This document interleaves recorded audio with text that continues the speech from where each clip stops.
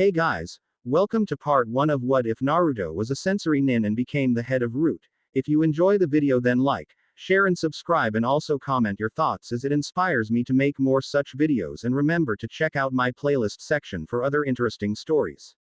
So let's get started. Chapter 1. It was with a heavy heart that Hiruzen Sarutobi carried the 2-year-old Naruto Uzumaki away from the orphanage for the last time. He had wanted the child to have a normal life, a normal childhood, but it seemed that his mistakes were the very cause that it wasn't to be, part of them. Announcing the fact that the boy was a Jinchuriki was his biggest mistake. Thinking a single law would be sufficient to allow the boy to live in blissful ignorance was his second. But, the strangest thing, was that it seemed his plans were doomed to fail from the start because the boy wasn't normal. Now anyone would claim that the son of Minato Kamikaze and Kushina Uzumaki couldn't possibly be anything else but abnormal. They'd be right, but, even that wouldn't be enough to conceive how abnormal the boy truly was. 2-year-old Naruto couldn't live in the orphanage because the caretakers hated him but because everyone there feared him. Hiruzen on the other hand couldn't help but see the boy the future shinobi is gifted. The boy had the unnatural talent of being able to sense every single negative emotion, aimed at him or not. He could barely speak but the boy understood people far better than one could with simple words. The Sandaime was grateful for this gift. Already it spared the boy from attacks. But, it was worrisome, because word had started to spread of this talent. It started simple enough, the boy crying whenever certain people approached. At first, the reports just claimed that he was sensitive. Wasn't that an understatement? But things changed when the child was able to walk. He walked everywhere, innocent eyes watching. The children would never notice him, but a few of the caretakers had seen him lingering in shadows, in places a child shouldn't be able to reach. He was a quiet child from the start, but when he started speaking he held insight that was spot on. Shinobi children grew and matured rapidly, but Naruto was years ahead of the prodigies such as Itachi and Kakashi, even Orochimaru. His sentences were short and to the point, but they were coherent. Factual. And they were delivered from a mouth of a babe. Even now the observing eyes of the Namikaze Uzumaki union stared at him silently. He could feel the gaze on his own face and couldn't help but look down at the toddler in his arms. The appearance of Minato, the tenacity and intensity of Kushina. A perfect union of two premier shinobi. He thought of the tragedy of the deaths of the boy's parents and realized his mistake too late. "You're sad because my parents died. You loved them." The voice sounded unnatural coming from once a young, and Sarutobi would have balked if he had not already read through reports of the boy's insight. "I love all of those within the walls of Konoha. Even you." The boy's eyes blinked up at him owlishly and he nodded in agreement. This was almost getting too much surreal for him. "I'm sorry I scared them. I won't be going back there, will I?" Ah. So even now the boy had some perception as to the consequences of actions. He understood the nuanced regrets Sarutobi held within himself and connected that to the feelings he had unmasked inside the orphanage. The boy was 2 years old, and yet Hiruzen knew that he could topple countries to their knees. All he had to do was bring the boy to a banquet of a daimyo and watch as all of their political schemes and intrigue fell around them. People are really that mean. The aging Hokage sighed. The boy's innocence wouldn't last for long. "Oh, I'm young. But I'm growing up. Faster than normal. That's weird." The boy had no chance of having anything close to resembling a childhood. All of Hiruzen's plans regarding the boy would have to be scrapped. He was too dangerous left alone. He had no option but to raise the boy himself to help him learn how to control this power of his. He'd rarely be able to see the boy, but it was the best route to take. Left alone, there were all sorts of players that could seek to take advantage of the boy. Danzo alone would. "No, I don't like him either." It was going to be a grueling few years for Hiruzen Sarutobi and his new charge. Kurama observed as his host was brought to the office of the one the humans called Hokage. He remembered the man from the night of his release, possession, and subsequent resealing. He was the second Hokage he had ever fought, and from what he remembered was close to his last prison. His time within Kushina was, painful. By design of the seal, he hadn't had much comfort in his tenure as her prisoner. Neither did they talk. As his second Jinchuriki, that had seemed to become the trend. Everything seemed to be going along just as his time inside Mito Uzumaki Senju had. When Kushina had gotten pregnant, She wasn't the first Jinchuriki of the Kyuubi no Kitsune to get pregnant, and so it wasn't really the first time that Kurama experienced the full gestation of a newborn growing inside of another living organism, but it was the first time that he wasn't raging mindlessly from his seal as the child grew. Being a chakra construct meant that there was always a slight curiosity that he held to the workings of the more organic lifeforms of the planet he inhabited when they weren't trying to seal him or enslave him for his power. As the fetus slowly grew, he had discovered that he could manipulate it minutely with his chakra, and that brought upon him wicked glee. He could devastate his prison for what she had done to him. But, as he was about to, he realized that this new life, even if it was human, had committed no sin to anything. It was the definition of innocent. The words of his father rang through his memories and he could not find it within himself to destroy it. That had been an extreme blow to his enjoyment. He was unable to attack the growing organism and some of his interest in it faded away. Then one day, the boredom had grown so high that he inspected the baby again and identified a gene that led to a rather lackluster feature. Almost mechanically, Kurama instructed his chakra to correct the wayward gene. It was only after the fact that Kurama had realized he had inadvertently helped a human. His disgust with himself led him to spending a few weeks doing nothing but thinking of all the ways that humans were pathetic, weak, and terrible. But, the child was none of those. At least, not here where he couldn't be tainted by those in the great world beyond. And it was that fact that sparked Kurama to pause and think of his current situation. He knew that it was only the cursed clan of Uzumaki that could contain him, but there was only a handful left of them in the world. There were no senju with the wood release. His container, Kushina, wouldn't live forever. The child was going to be his next prison whether the baby knew it or not. Kurama accepted this and didn't hold it against the boy. Indeed, it wasn't his fault the status of the outside world. He was just as much a victim as Kurama himself was. That made him pause again. The child was going to be his prison. The child, the one that he could strengthen and enhance with no reason to, would be his prison. He had an opportunity before him. He could shape it so that the boy was strong. That the boy grew wise. That the boy would be above the depraved around him. He could enhance him so that he could sense the evils around him. Of course, none of these powers would be able to be at their fullest until he was sealed into the child, but he could lay the foundation for his tenure right now. So he set to work. He would make his next vessel worthy of being such. He'd gift unto the child a great advantage over any fellow human shinobi or not. Kurama's work was increased as he began to look forward to the day he'd be able to speak with the child. The one he'd had as much a hand in growing as the boy's own mother. At first he desired to form a more suitable and comfortable prison, but, towards the end, Kurama had realized that he had grown affectionate for the babe. And the day grew ever closer to the day of his birth. And what a catastrophe it had been. Sealed within the child within Naruto upon the very day of his birth was a boon to Kurama, but he knew it to be a tragedy to the boy.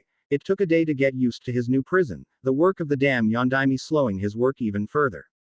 But, he had nothing but the best of intentions towards the boy now, and he was assisting in the seal's function so he wasn't stopped. The foundations he had laid were immediately acted upon and built upon. The boy would know all the evils of man, a monumental burden to any normal human, but this one would need it. He needed to have it to understand Kurama. To know that the Kyuubi's rage was justified, but not endless. That his hatred was born of fear, frustration, and regret. That was the only way to make the boy understand. The only way to ensure that his prison would be a friend. While being summoned to his cage's office was not a new pastime, it was unfortunately still one that he was struggling to get used to. His sensei's office was still the same. A few of his portraits and mementos were still in their spots. But, it wasn't his anymore, it was once more his predecessor's, the Sandaime. As with every loss of a precious person in his life, Kakashi had taken it very hard. Very hard. After all of the progress he had made in dealing with the loss of Rin and Obito, to lose his sensei and father figure, and being unable to stop it was terrible. He'd gone headfirst back into the Anbu, quickly achieving his rank of Anbu captain and taking mission after mission for 2 years. Hiruzen had understood, not approved, but allowed him to cope in his own way nonetheless. That was why today was out of the blue. An unknown. Something about it was making his gut twist uncomfortably and he didn't know what. He jumped upon the windowsill and came face to face with the blue eyes of Minato. Kakashi stopped dead in his tracks and couldn't help but look at the blonde hair and innocently inquisitive look that stared back and think upon Minato. His leader, teacher, father. You miss your father. My father. Kakashi's blood ran cold and the surprise kept the lid down on his instincts to push away. The boy Naruto, for who else could it be, was still looking at him, seemingly staring into his very soul. He was so unsettled that he couldn't even decide if the boy could or not. You've lost a lot of friends. A lot of family. I lost my family too. I'm sad too. I don't blame you, Ni-san. Kakashi could still say nothing as the boy spoke the truths he tried so hard to lock away. Was this his punishment for failing the boy? Having all his failures laid bare to have judgment passed on them. He hadn't forgotten about the boy, he'd just felt so guilty. So fractured. So broken. He couldn't have raised the boy. He wasn't his father, no one could possibly replace his father. And it was his fault. No. It's not your fault, Ni-san. I forgive you, though. I think you're nice, you're a good person. It was at that point into the one-sided verbal conversation that Kakashi's instincts kicked back into gear and he looked around. Besides the amused Sandame, they were alone. Good. The boy was spewing secrets that even he shouldn't have known about. He'd have to be taught to be more quiet. He wasn't a child anymore, he was. He was 2 years old. Kakashi hadn't been doing missions for that long. He picked up the boy in his arms and looked him over, making sure his sensei's son was all right. He gently turned him this way and that, looking him over. He couldn't see anything wrong with the boy. He lifted up his headband and looked over the giggling child once more with his Obito's Sharingan. He seemed fine. Whoa, that's an awesome present. The boy stretched his arms and held his face still so he could look at the eye. Kakashi didn't know what was more unsettling, the boy talking this way so young, or knowing things without them being said. He looked to the Hokage and the old monkey gave a soft grin and gestured for him to sit. Naruto here, Kakashi, won't be living in the orphanage anymore. The silver-haired man nodded silently as he sat down, keeping Naruto on his lap. The boy couldn't possibly stay there. Something was wrong or different with him and they'd have to find out what. Did Sensei leave anything that hinted at what could be the cause? The Hokage shook his head. I'm afraid that we're very much in the dark about what brought about this in our dear Naruto-kun. Perhaps, it may have to do with his tenant. Oh no. Both men paled and looked to the boy whose face was scrunched up in thought. Something you're scared of is, inside me. Well, Kakashi Hatake had learned many things, but how to censor his subconscious train of thought was not one of them. Not even his Sharingan could help him with that. Gods forbid if he started thinking about clandestine operations that the Anbu were so happy to perform. Naruto's face scrunched up like he had tasted something sour and Kakashi couldn't even fake an innocent look as Hiruzen stared at him coldly. This would certainly take some getting used to. The Hokage sighed as he pinched the bridge of his nose. The boy is going to be taken care of by me. I'll need your support and assistance as I do so. Congratulations on your promotion. So that was the plan. If Kakashi was the Anbu commander, he wouldn't as frequently be off running missions and could spare some time to watch over the boy when the Hokage couldn't either. The plan was good, but there were sure to be times the both of them couldn't look after the boy. And when we're both busy, Hokage-sama? His question had Naruto gazing at the Hokage curiously as well, knowing that his answer was to be the identity of someone new Naruto would be meeting. I have a few ideas. Naruto stuck out his tongue suddenly and made a gagging sound. Not him. Gigi, he doesn't seem like a nice person. Kakashi watched as Sarutobi and Naruto seemed to have a discussion about additional supervisors and caretakers. The boy was amazing. Terrifying. Even. The boy, if he could even be called a boy, was beyond gifted. It could be a Kekkei Genkai, but it wasn't from the Uzumaki. Minato was always perceptive, but even he wasn't anything this astute. How'd the boy do it? 1,000 theories bounced around Kakashi's head and they all lead to the same conclusion. Naruto Uzumaki was special. The 2-year-old sitting on the Sandame's desk having a conversation, completely oblivious to the surrealness of the moment, was precious. He had to be protected. Kakashi had few friends, and no family.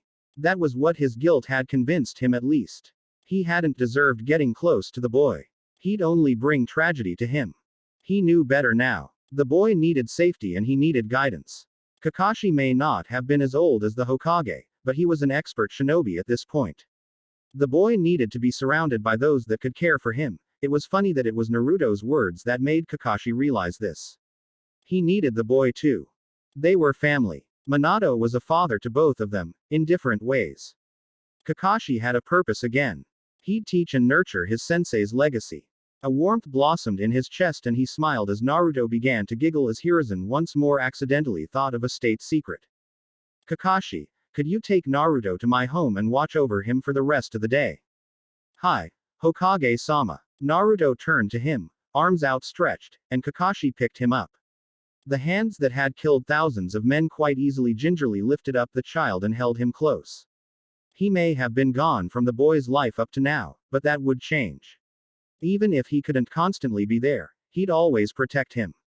That's what older brothers do, wasn't it? Naruto's eyes opened and he looked around in wonder. This was not the bedroom that his new older brother Kakashi had left him in. No, this was some kind of dark place and it was wet. A wet dark place. Naruto stood slowly and brushed the water off his back. It didn't feel good, it made him feel not comfortable. The dark wet place was also cold. That was too long of a name though, the dark wet cold place. The not good place. Well, that was fine. He took his first few steps in the not good place and realized that it was long. There wasn't a door in sight and Naruto was starting to get scared. He slowly made his way down the hallway and gotten more anxious the deeper he went. After a long time he made it to a big room, where a big gate was. Beyond the gate, there was something that was very large. Two big eyes opened in the darkness and peered curiously down on them. Most children would have been scared or at least unsure of the nature of such a being, but Naruto could sense it. There was a lot of bad feelings that the animal had. A lot. Too much for Naruto to single down, but there was only one bad feeling directed at Naruto. Fear. Fear of being alone. Hello, Naruto. Naruto blinked in surprise and took a few steps closer. He shyly looked closer and saw more details of the great beast as it slowly crawled further into the light. Hi, how do you know my name? I was there when your parents named you. The boy's face widened in surprise and he took a few more steps forward. You knew my parents too. Were you friends? No, they didn't like me. Oh. The boy wasn't as exuberant anymore and slowly shrank back into himself, but still stepped closer. What's your name? Are you what Gigi and Kakashi ni-san were scared of? Yes. I am the Kyuubi no Kitsune. That's a long name. Kurama peered down upon the boy, still not passing any judgment. Things were actually looking good. This had been the longest and most civil conversation he had ever had with another human, besides his father. It is a title. A name people call me. My real name is Kurama. The child nodded instantly, oblivious to the importance of the moment. This was Kurama's first step towards trusting a human for the first time in his life. The child may be taking it as if it was merely a new meeting, but for Kurama himself, he was on the cusp of making a bond with another. A friendship. Why are you in here, Kurama? This place doesn't seem really nice. I am stuck inside of a seal, Naruto-kun. Inside of you. This is the manifestation of the seal. Can I change it to something nicer? The great fox blinked. He was not used to this. A large part of him still expected to be manipulated or taken advantage of. It was nice. Refreshing. Indeed. You can think and will the seal to change. If that's what you want. Well, this is your home, right? Do you like it like this? Kurama gave a toothy grin and shook his head. No, Naruto-kun. I am not fond of this sewer we find ourselves in. Sewer. So that was the shorter name for wet gold dark place. Naruto found himself nodding in agreement. He didn't like the sewer either. But he didn't like the orphanage either, and he doubted that Kurama would. Kurama was too big for people houses. And he was a fox, so maybe a park. Their surroundings rumbled and shifted. A great expanse of green grass and trees surrounded the two. In the distance were mountains, all of which had their own Hokage monuments, but it was impressive for the imagination of a 2-year-old. The boy was still learning about the world around him, it seemed. That was fine. Kurama could deal with having to look at the faces of 4 humans. Honestly, after Naruto left, he might take some joy out of firing a Bijudama at 1 or 2 of the monuments. Suddenly, Kurama felt Naruto climbing onto one of his paws and he nearly flung the boy off in shock. As it were, he jerked slightly upwards, and Naruto laughed as if the Biju had done it to amuse him. He couldn't have foreseen this. The boy was laying down on his fur with eyes closed, and seemed to be almost purring in contentment. I know you were scared, don't be. I'd love to be your friend. Kurama couldn't even reply. He didn't know what to say. He just looked at the boy for a second and then closed his eyes and laid his head down. He felt the boy climbing up his neck and flopping down to lay on top of his head. All things considered, he could get accustomed to this. In the 2 years that Naruto Uzumaki had made his home at the Sarutobi clan compound, something always seemed to be happening. Whether as was other Sarutobi members talking to him about his young charge walking the grounds in the dead of night seemingly talking to himself, to the boy walking up to other members out of the blue and conversing with them about their fears and grief. Just as things started to be settling down, the boy had taken it amongst himself to start wandering around the village. There were quite a few times where worried civilians had brought the boy to the Hokage tower after having seen him wandering by his lonesome on the complete other side of the village. After the third such incident, and realizing that Naruto just wouldn't immediately be listening to his orders, he had decided that it was necessary for an Anbu squad to always be guarding the child. It was necessary. It was a protection of a future asset and a vital player in the village. Naruto would grow up and he would change things. Of course, Inu wasn't able to constantly be a part of the guard, but the Anbu commander joined in from time to time. The honor usually fell to Cat, Weasel, and Boar. It was amusing to hear their first report. How the boy always seemed to sense their presence and would look for them. After a few hours of them constantly moving around and almost dancing away from his sight, the boy seemed to pause as if he realized that they couldn't be within his sight because of their job, and he never looked towards them again. Of course, the group knew that he was aware of their presence from the tells he subconsciously gave. It was infuriating to all of them, Weasel especially, at how their skills meant nothing in evading from the boy. Hiruzen realized that the boy was a perfect exercise for new Anbu recruits. It quickly became a normal routine for trainees to be tasked with guarding him and staying out of his sight. They always questioned why the exercise wouldn't immediately fail after getting caught once. They quickly learned that the boy was just too good. He seemed to recognize people after a few times of being near them, but he was always wary of new presences. Remedial Naruto guard quickly became an informal punishment. Of course, to the 3 regularly scheduled to guard him, it honed their skills. The 3 of them could not figure out how the boy did it, and Hiruzen had no intention of telling them. To be honest, he also found himself testing just how close he could get before Naruto would notice him. It seemed that speed was his greatest aid in circumventing the boy's senses, but even that wasn't perfect. The boy may have matured quickly, but he was still a child. He didn't have the knowledge, experience, or skills to be an actual threat to any shinobi over the rank of Jonin. That was, until he realized that Naruto was using these practices and times to train himself. It would take an experienced eye to note, but the boy's reflexes were growing as was his range of sensing. He was 3 years old at that point, and he'd already begun training. It prompted him to sit down and teach Naruto the basics of chakra and their usage. Only to be told that his friend had already told him. Fearing for the worst, he had nearly interrogated the boy before he found out the real identity of his friend. The Kyuubi no Kitsune. That had been quite a discussion. In the end, he could not sway the boy, and he found himself helpless to deny that the boy truly did have far greater insights into a person or being's character than he did. This conversation also cemented that it was the Kyuubi's doing that granted Naruto this empathy. He'd heard reports of Jinchuriki taking upon various styles and gifts of their patron, Biju, but those always seemed to be more ninjutsu orientated. This was on a whole new level. Leave it to the Kyuubi to inadvertently give his host what could amount to the greatest gift among the 9-tailed beasts. And so he began to train the boy at the young age of 3. The youngest to train in Konoha since its founding. He led the boy through his lectures of the shinobi world and of chakra and jutsu theory. The boy absorbed it all. His chakra stores were minuscule.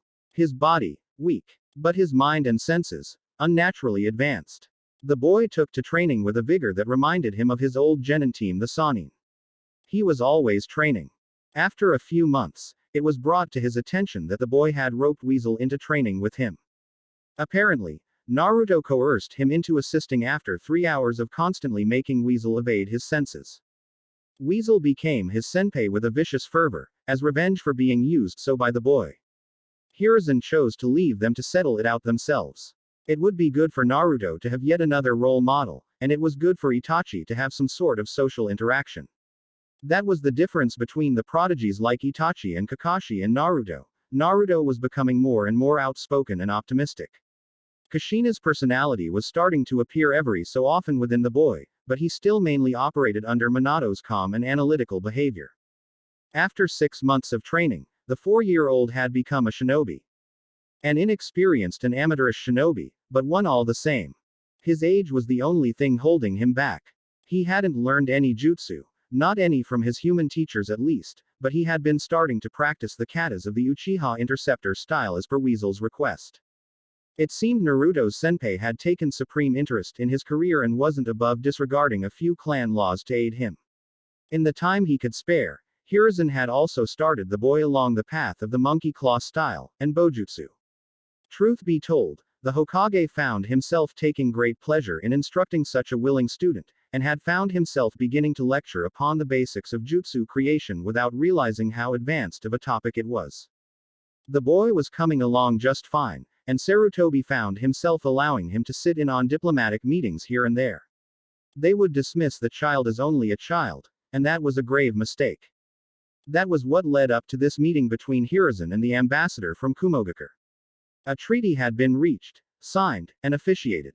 All that was left was to discuss plans between the two villages and host a celebration, send the ambassador back to Kumo with the good news, and they were on their way to having an alliance with yet another hidden village. Hiruzen wasn't naive, but if a treaty, a tangible peace, could be achieved by 3 out of the 5 great nations, it'd be the first true step towards realizing the Shodime's dream of global peace and unity. Yes, he was wary of the treaty, but he was also allowing them the benefit of the doubt. He may not be the Yellow Flash, but he wouldn't be remiss to remind Kumo why he was called the God of Shinobi. In the corner of the room, Naruto sat silently watching the meeting continue with narrowed eyes. The man from Kumo was an okay man, but he had something planned that would hurt someone within the village. And as a shinobi of Konohagakure, Naruto wouldn't let him enact his plan. Chapter 2. Naruto watched silently as the Kumogakure ambassador radiated with a suppressed intent to do harm. Hiruzen Jiji, his Hokage, had spoke to him of proper diplomatic etiquette. Him allowing the young Uzumaki listen into such proceedings was presumptuous as it was. To interrupt or act out would be unseemly and embarrassing for the Hokage. He had to be on his best behavior. If he sensed something that was important, but not critical, he was to wait until after the meeting to debrief with Hiruzen Jiji. If it was critical, he was supposed to signal the Anbu in the room. Which was what he was currently doing. Yawning and stretching his arms out to his sides and then back, and then looking out the window with a sigh. That would trigger a broad sweep of the room and surrounding Hokage Tower. After Naruto had foiled an Iwagakure assassin attempt by exposing the assassin preemptively, word had spread around the Anbu headquarters that the Hokage's ward, the Jinchuriki, could become quite the useful tool for village security as well as protecting their cage.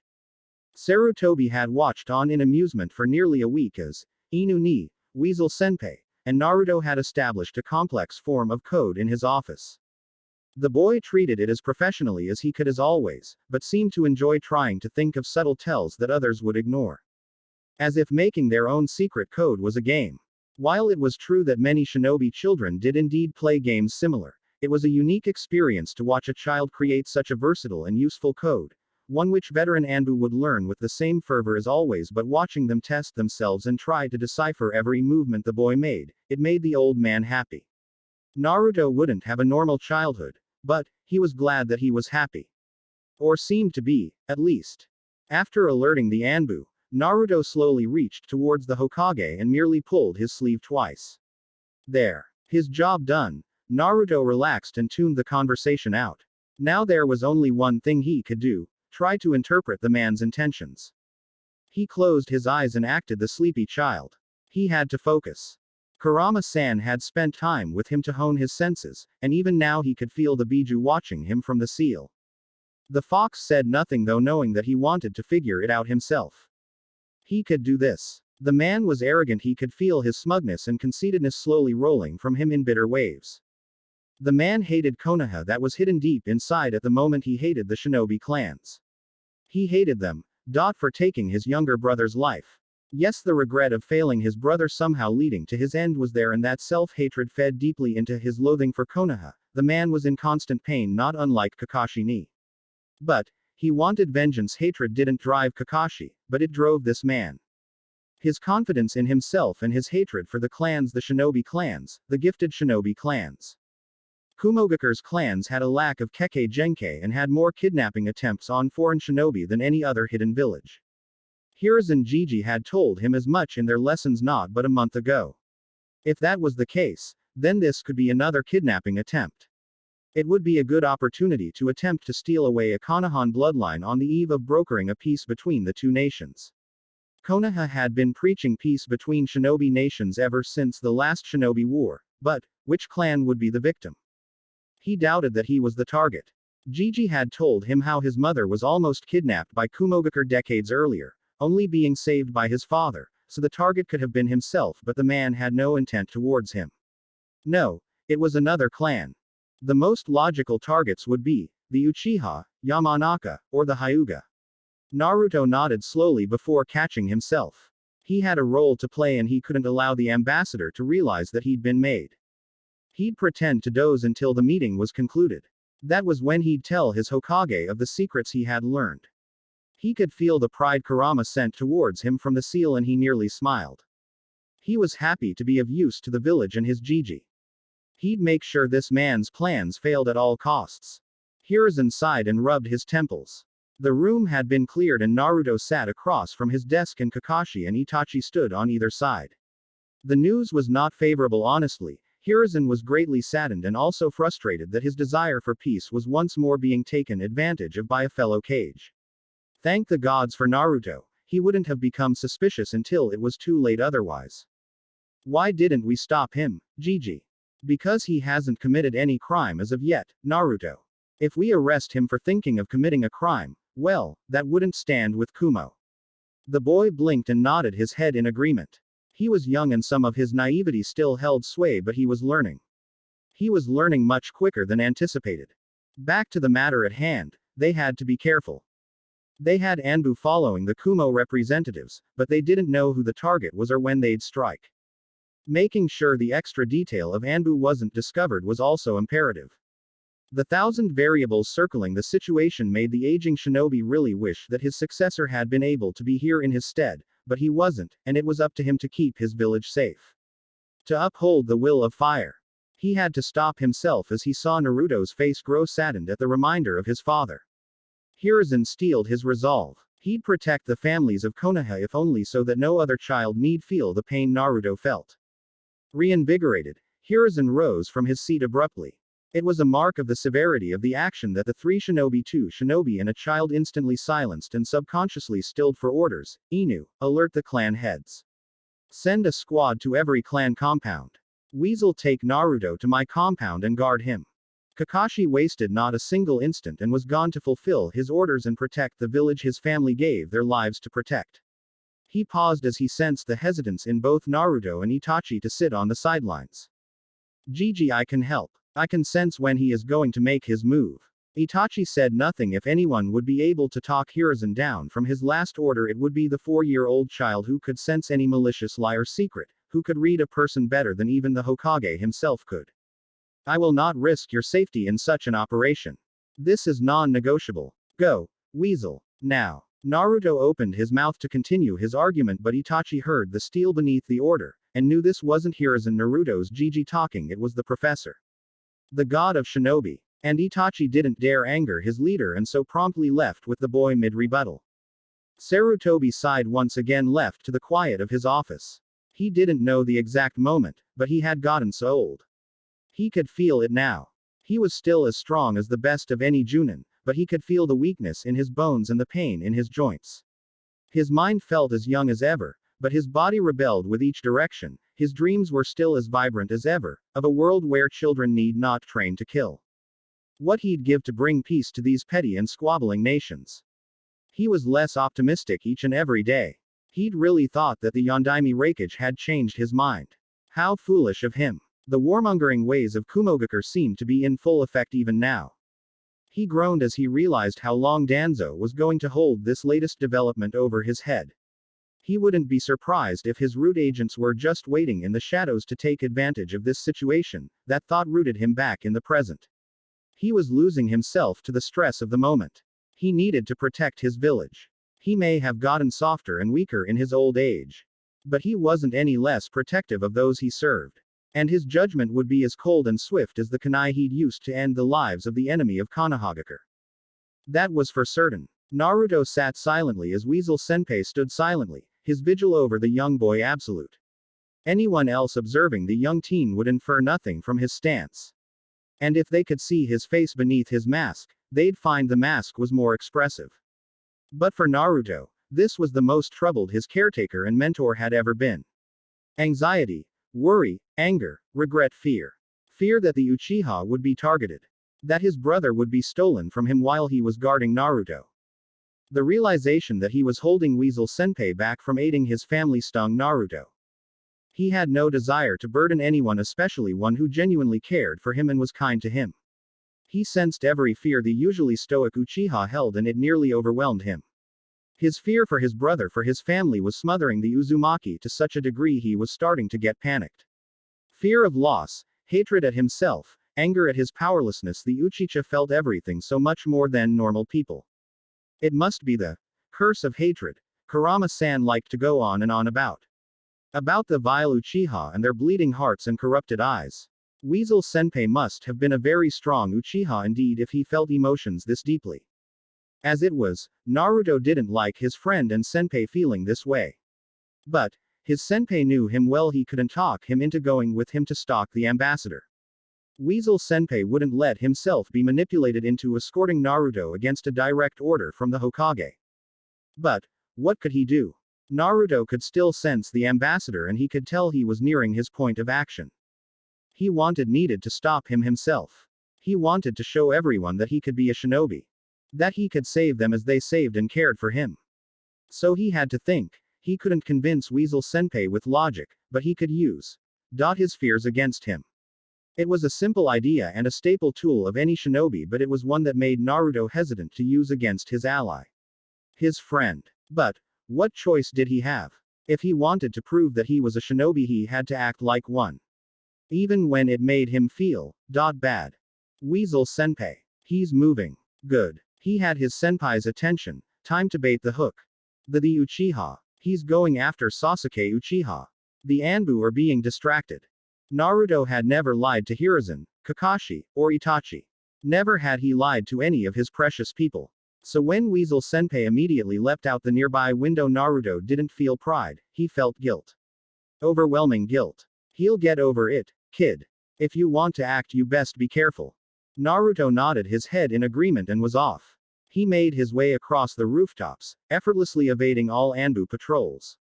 He'd make his Hokage proud. He'd make Kakashi proud. And he'd find some way to apologize to Weasel Senpai. Maybe buy him a case of his favorite Pocky. Ask Kakashi to loan him the money to buy the Pocky if he couldn't convince Gigi to count this as his first mission. Actually, he'd probably have to think of a way to apologize to all three of them after tonight. Thus was Naruto's mind consumed on what he was going to say as he followed the Kumo ambassador towards the Hyuga compound. Maybe this wasn't the greatest idea. Itachi had crossed the village faster than he ever had before, and within a minute of reaching his clan's compound barreled into his younger brother's room through the windows, sword drawn and Sharingan moving about the room wildly. His entrance caused his brother to wake up with a cry of fright, and it wasn't much longer before his parents entered ready to assault Itachi before they realized who he was. Fugaku sheathed his kunai and narrowed his eyes. Itachi-kun, what are you thinking? The Kumo ambassador, where is he? Fugaku's eyes hardened and he snarled, so he's targeting the Uchiha then. Fool. Itachi ignored his father for the moment and tried to find anything out of place, any sense of the ambassador's chakra. It could be that Itachi had gotten there early, but that was absurd. Naruto had been quite alarmed, and he wouldn't have been so dire if the situation didn't necessitate it. At least the boy hadn't done so before now. As he had a moment to calm himself, Itachi started to get an uneasy feeling in his stomach. Father, watch over Sasuke. I'll go confer with the others outside the compound. The Uchiha patriarch nodded. The unspoken agreement that Itachi's best course of action was to confer with the Anbu was clear. As Makoto sat on Sasuke's bed to comfort the young Uchiha, Itachi exited the way he came. After replacing his mask, he made his way to the nearest squad and landed beside their captain. Tiger-san, has the suspect been apprehended entering the Uchiha compound? The captain shook his head. No, Weasel-san. There have been no sightings or alerts. What made you think the ambassador was coming here? Naruto-kun informed me that he sensed the man was after Sasuke-kun. The tiger mask nodded once in understanding. We'll do another sweep of the borders of the compound and we'll call a squad to guard the target. With another nod of his head, Tiger and his squad was off to do their duty. And Itachi's worry only increased. If the ambassador was not here already, then he wouldn't have been coming here. And if he hadn't been coming here, then Itachi Uchiha had been duped by a 4-year-old boy who used his gift to manipulate him masterfully. He didn't know if he was more proud of the boy or furious. As he raced off back towards the Sarutobi clan's compound, he only hoped the child had rethought his plan and returned back to the compound. If not, Itachi was going to be in some hot water with the Hokage. And that was if the boy wasn't harmed when he tried to save the day. Naruto listened to Kurama's instructions and diligently obeyed them. He could fool anyone in the world, but he couldn't lie to Kurama. They were too intertwined for either to fool the other, and that was the way Kurama seemed to like it. So he had to promise to listen to the fox's orders if he wanted his support in foiling the Kumo ambassador's plot. Naruto was well versed in the application of chakra, but he was young. He didn't have a lack of potential reserves to draw from. His chakra coils were weak and still developing. Even with the manipulation of the Kyuubi, his body was still too young to be a threat to a fully trained shinobi. At least, his body alone. His body had also been coaxed into becoming a perfect vessel as a Jinchuriki. His body was the strongest a humans could naturally be, and his affinity to housing and channeling the chakra of the Biju was unmatched by anyone in shinobi history. At the moment, if he performed a perfect bond with Kurama and fought in tandem, he could maintain the full chakra cloak for approximately 5 minutes. But the seal was locked. The two had discovered that there was a key to the seal only recently in their attempts to decipher the Shikifujin. Until they found some way to gain the key or to unlock it through Fuinjutsu, lock-picking. If that was even possible, Kurama could only imperfectly flood a single tael's worth of chakra, safely, into the 4-year-old. That'd give him 30 seconds of usage before it'd start to have an effect on his body.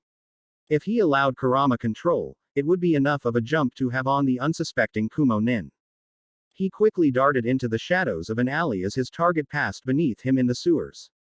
An interesting choice of movement and a rather risky one. Anbu did indeed regularly patrol the underground tunnels, and if caught there weren't many means of escape. And unless he was extremely skilled in earth jutsu, tunneling out would be a 50-50 shot at best. The only time going in the sewers of an enemy village on such a mission would be if he had acquired the schedules for Anbu patrols. That was a troubling though. Made even worse as Naruto could sense that there were no Anbu anywhere near intercepting the ambassador. This was really bad. Really, really bad. Maybe he should have found some way to convince Itachi to accompany him. Thinking of his senpai made Naruto nervous for a completely different reason.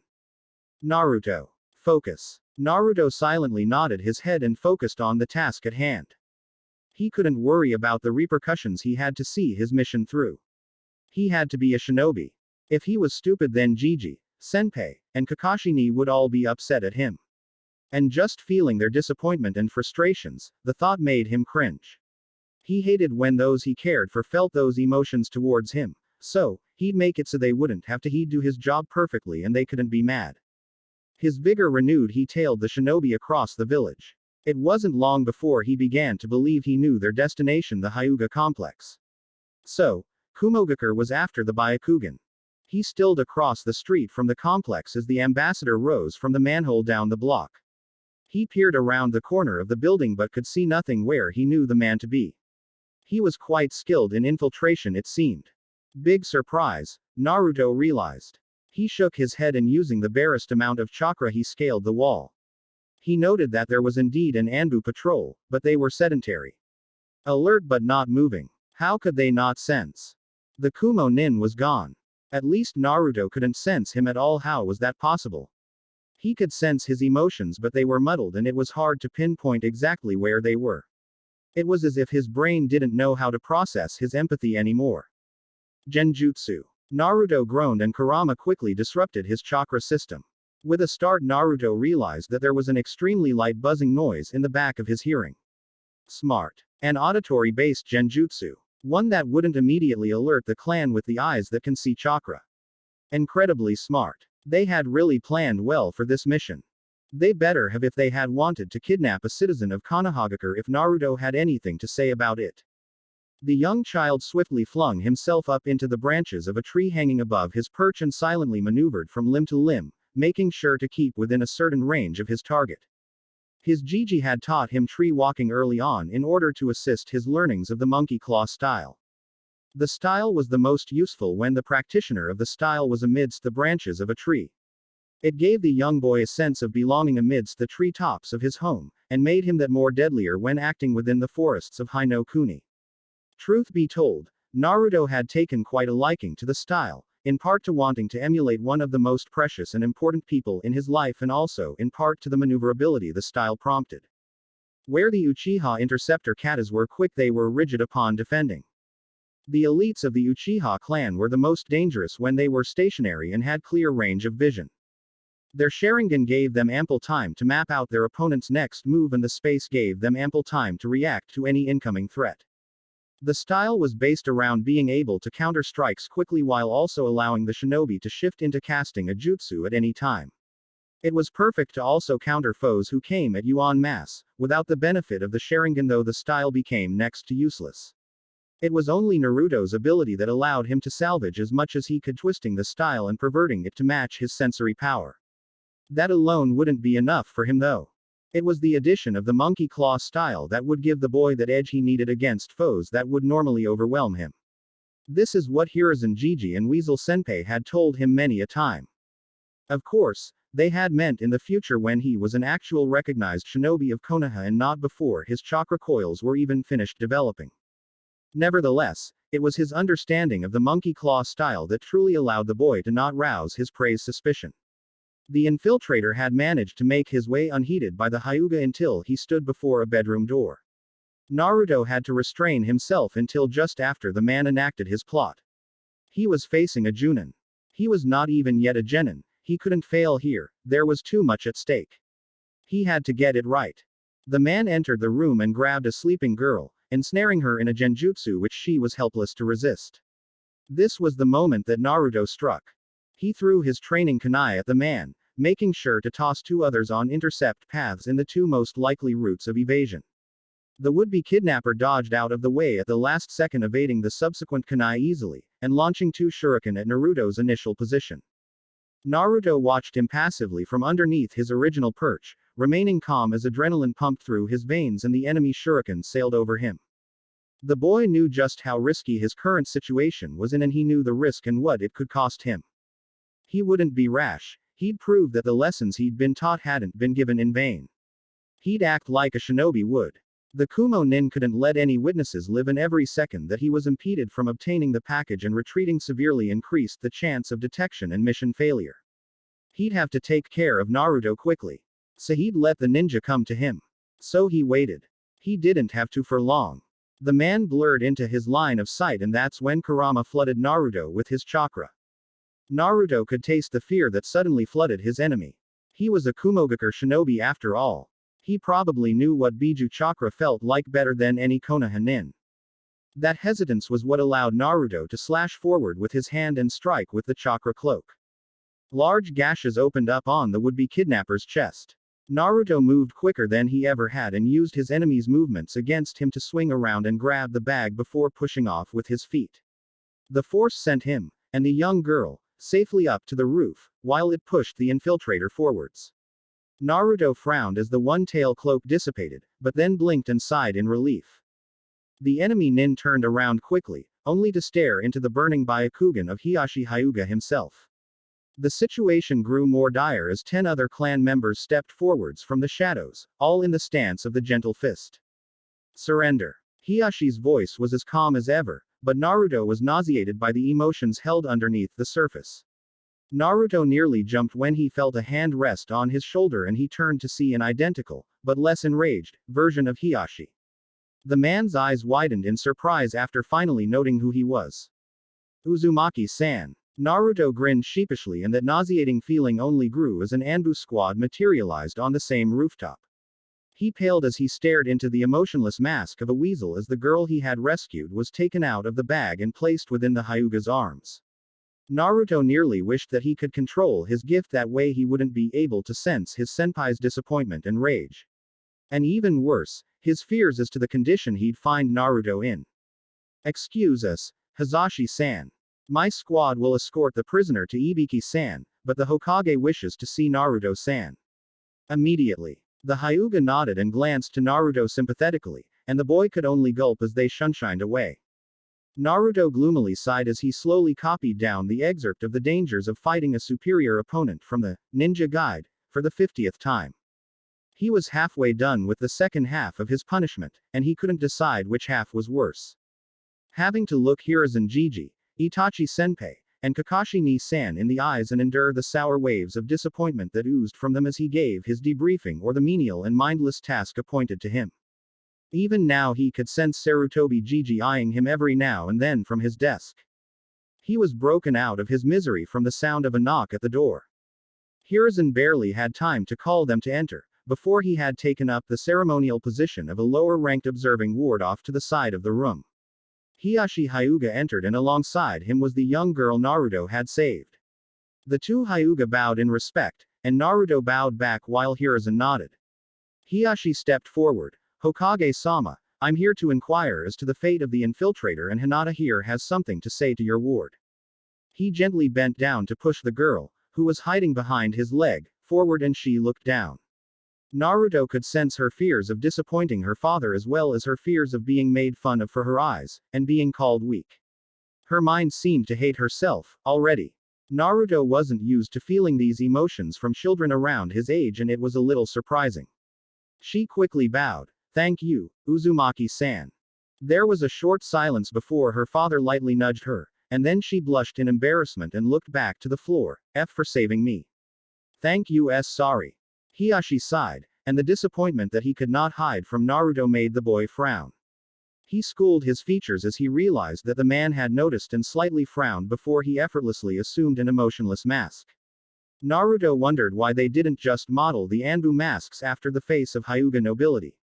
"You have the thanks of the Hyuga clan, Uzumaki-san. Alongside my inquiries about the perpetrator, I'd also like to ask how you could detect him whilst my own clan mates were ensnared in his genjutsu. That is a clan technique, Hiashi, I'm sure you understand." Hiashi bent his head in acceptance, but Naruto sensed that Hiashi's pride was not satiated with that answer. "And the Kumo ambassador, Hokage-sama. What is to be done with him?" "I will be sending him back with an escort to Kumogakure with a letter of his transgressions." The Hyuga's eyes didn't portray even an ounce of the rage Naruto sensed within him. This man was probably one of the best liars Naruto had ever met. The Raikage will deny any involvement, and will disavow and demote him. That's not justice. And a war over an attempted kidnapping is. If we return him, they can make no claims against us for breaking our treaty. He's alive and returned home. Kumogakure will be shamed and they'll have to keep to the treaty, and we'll have the higher moral ground. A political play. We give up justice to allow a fake peace. Yes. Naruto stiffened as the voice of the professor spoke for the first time that meeting. It is not up to man to pass judgment on our fellow men. Konoha gains more by following this path. There was a terse silence before Hiashi bowed one more time and left, Hinata quickly bowing as well and running after her father. After the door closed, Hiruzen sighed and relaxed into his seat. "He thinks you're being weak. Thank you, Naruto-kun. You're afraid that is the case as well." The old man sighed once more and turned to look out at the village. Naruto wordlessly joined him, having to climb up the chair to be able to look out the windows.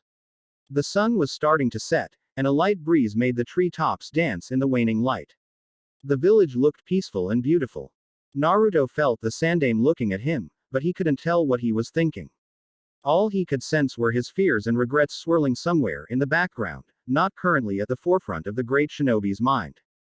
I think you've done enough writing for today, Naruto-kun. I think it's important for us to start covering the politics of the daimyos, the 5 great nations, and the minor nations. We'll start with a history of the warring clans era and go on from there.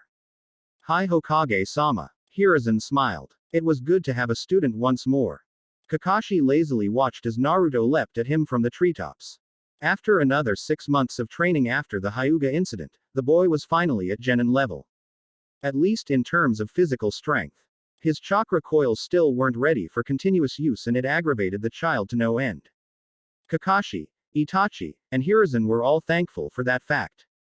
It kept the boy from progressing too far too soon. If the Uzumaki child had his way, he'd be on a genin team by now, if not apprenticed under one of his 3 mentors. The boy was a warrior more intellectual than his father, and he was slowly becoming more spirited than his mother. It was quite terrifying, the thought that Naruto could potentially surpass the Hokage in a decade or less. The child was special, and Kakashi had the Hokage's permission to push and challenge him lest his mind wander to other pursuits. Naruto was to be kept busy and guided. Sarutobi was adamant about not creating another Orochimaru. In truth, Hiruzen had sent word to Jiraiya about the boy, but he didn't know if his old student had received the message or not. The Toad Sage had been pretty beaten up when Minato had passed and, like Kakashi, had dove back into his work to escape reality. Kakashi knew that the Sannin could return in a month or in 10 years. There was no way to know how much time Jiraiya would need away from Konoha. Kakashi leaned back as the boy swiped with a clawed hand and sidestepped the boy's left leg. He was getting faster, and that was good. Speed was a cornerstone of his preferred style, and having it be one of the main things to improve was imperative. He ducked another kick and leapt back as the boy attempted to swipe his legs out from under him. The boy instantly transitioned to respond to Kakashi's actions before he committed him, his speed and strength being the only reason. He was just too slow to hit the Junin. He pulled out his book and read half a page as the boy panted in exhaustion. They had been at it for 4 hours now. Kakashi was impressed, as always, but he wouldn't let Naruto know that. Arrogance wasn't a useful trait for any shinobi. He tensed as the boy took a deep breath and then suddenly sprouted a chakra cloak. Not good. He finally decided to use his ace. He'd only be able to use it for 30 seconds, but that'd be the most tense 30 seconds of Kakashi's day. Kakashi instantly discarded Ika and uncovered his Sharingan as the boy flew at him faster than before. Kakashi leapt into the air, launching a kunai with ninja wire into a nearby tree. The boy's chakra claws speared upwards towards his location. 10 seconds. He pulled himself out of the way of the chakra claws, only for a third chakra arm to slice through his taut ninja wire, leaving him airborne without a means to redirect himself. A fourth chakra arm speared into him from behind and Kakashi's body disappeared with a puff of smoke to reveal that the chakra construct had pierced a log. Naruto snarled and turned to directly face Kakashi, who was hidden behind some trees. 20 seconds. The chakra arms flew towards Kakashi and he quickly dashed through the trees, circling the boy's position. He could feel the boiling chakra swipe right behind him and he dove back out into the middle of the clearing. 30 seconds. He widened his eyes in disbelief as the boy roared at him and charged, the cloak still active, his skin starting to peel off of his body and dissipating into the cloak. Before Kakashi could do anything, the child's eyes rolled back into his head and he collapsed onto the ground, the corruptive chakra incinerating the grass beneath him. After 2 seconds the chakra cloak disappeared and Kakashi wasted no time in picking up the boy and dashing towards the hospital. Like hell, he'd let one training session ruin the boy's life. He poured lightning chakra into his legs and ran faster than he ever had. His brother would not die today. Kabuto had a troubled life. A very troubled life. If you asked anyone else, they would actually say that it wasn't much a life at all. But it was all the young man had. He didn't remember his parents, he didn't remember his own name, he only knew what was given to him. His name, Kabuto, from the orphans at the orphanage. His glasses from Nono. His training from Danzo. His adoptive mother's death at his own hands, from Danzo. His new role from Orochimaru-sama, he didn't know who he was himself. Kabuto was a canvas and he had mastered changing and becoming whatever he was told to become. He hated how he felt. Even he didn't truly know who he was. Why should he? No one else knew who he was either, so why did it matter if he did? Except, it did matter to him. It kept him up at night. He was stationed back inside Konoha once more, under even Danzo's nose, and he didn't know if he hated the village that took his family from him, or loved how it made him remember when he was a true shinobi of the leaf and how it made him feel that he belonged. As with everything else in his life, he felt indifferent to him. The village didn't give him anything now that its use for him had been used up. He was a spy now. And spies were everything and nothing. Kabuto hated being nothing. And that's what drove him forward with a nearly unmatched zeal into his studies and training his skills. It's what made him deadly. He perked up from his work on writing a file as he felt his supervisor's chakra signature approach his cubicle. He was years ahead of every nurse or doctor in this building, but it was necessary to blend in, and that was hard to do from the limelight.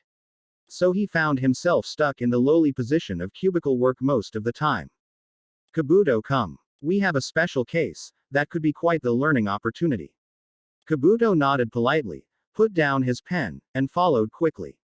He was led towards an emergency shinobi trauma room and almost blanched. He identified two of the chakra signatures inside as belonging to Hiruzen Sarutobi and Kakashi Hatake. Not a good sign. He was going through escape plans all the way across the threshold of the doorway, and even as he walked up to the side of the bed, a young child with blonde hair laid on it and tossed and turned as his burnt-off skin slowly regrew in front of their very eyes. Kabuto was astounded at the rate of natural healing. It was quite impressive. Orochimaru-sama would definitely be interested in hearing about this ability. This is patient Naruto Uzumaki. You will be in charge of his stay. Surprising. Kabuto outwardly blinked and glanced at his superior, eyeing the Hokage from the corner of his eye. Why me?